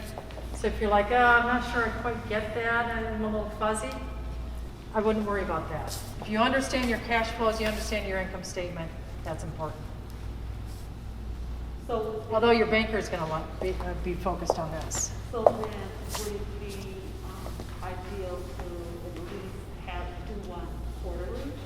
Oh yes, you want to do a balance sheet. You want to do a balance sheet when you produce your income statement Okay. because they balance.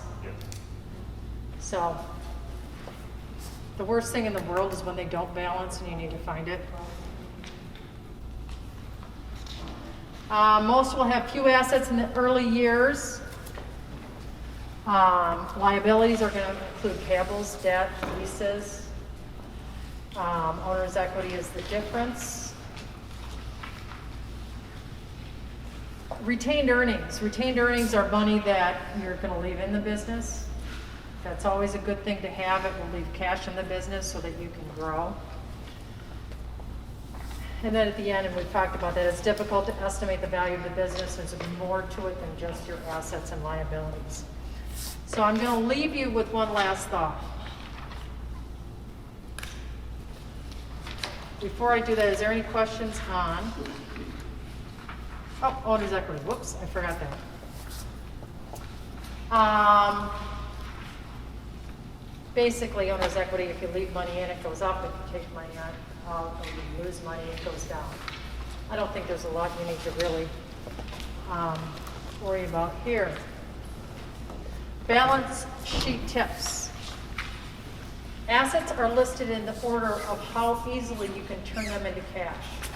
So as you look at your balance sheet, it starts with cash, and then it's the rest of your current assets. Maybe it's prepaid expenses, receivables above. So as you go down your balance sheet on the left-hand side, they're listed in the order of how easily I can turn them into cash.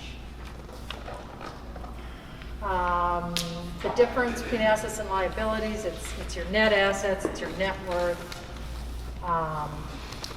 Another way to look at it is liabilities and owner equity is effectively how the assets are being financed. So are they being financed by debt, or are they being financed by you, which is owner's equity, right? And the balance sheet is relevant because it shows the owner or the banker what they have. Bankers love to work on balance sheets, and they're going to give you loans based on balance sheets because they like to collateralize against your assets. So they like to take liens against your assets to make sure you're going to pay them. So they're going to look at your balance sheet for that. Okay, now I'm with my last thought. Starting a new business is really hard. So, and Michael talked a little bit about this, and there's a famous quote by Teddy Roosevelt that Brene Brown made famous. How many have heard this quote? It's the man in the arena. Great. Okay, so this is a speech that Teddy Roosevelt gave, and I share this with you because as an entrepreneur starting a new business, what you're doing is really hard. And what you are doing, you are very brave for doing what you're doing. You're taking a lot of risk, and you're probably, hopefully not, but there's a chance you're taking a lot of flack for what you're doing. And people are saying, why are you working so hard? Why are you risking so much? Why would you do that? Why would you put your money at risk to do that? And so Teddy Roosevelt was giving a speech, and he said, it's not the critic who counts. It's not the man who points out how the strong man stumbles or the doer of deeds could have done better. The credit goes to the man or the woman who is actually in the arena. And that's you guys. You're in the arena.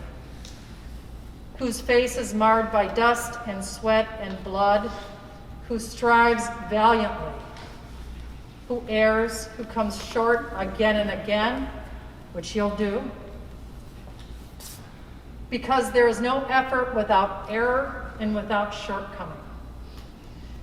But who does actually strive to do the deeds, who knows great enthusiasm, the great devotions, who spends himself or herself in a worthy cause, starting a business, who at the best knows in the end the triumph of high achievement, and who at the worst, if he or she fails, at least fails while daring greatly, so that his or her place shall never be with those cold and timid souls who neither know victory nor defeat.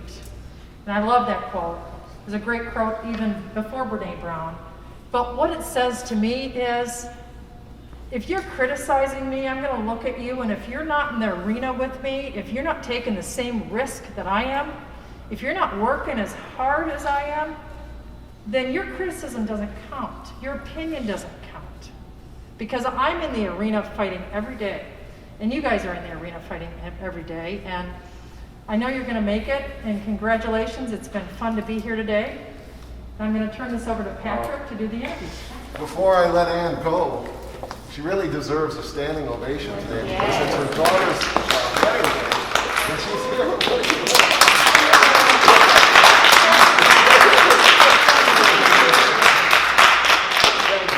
Okay. That was inspirational. Thank you.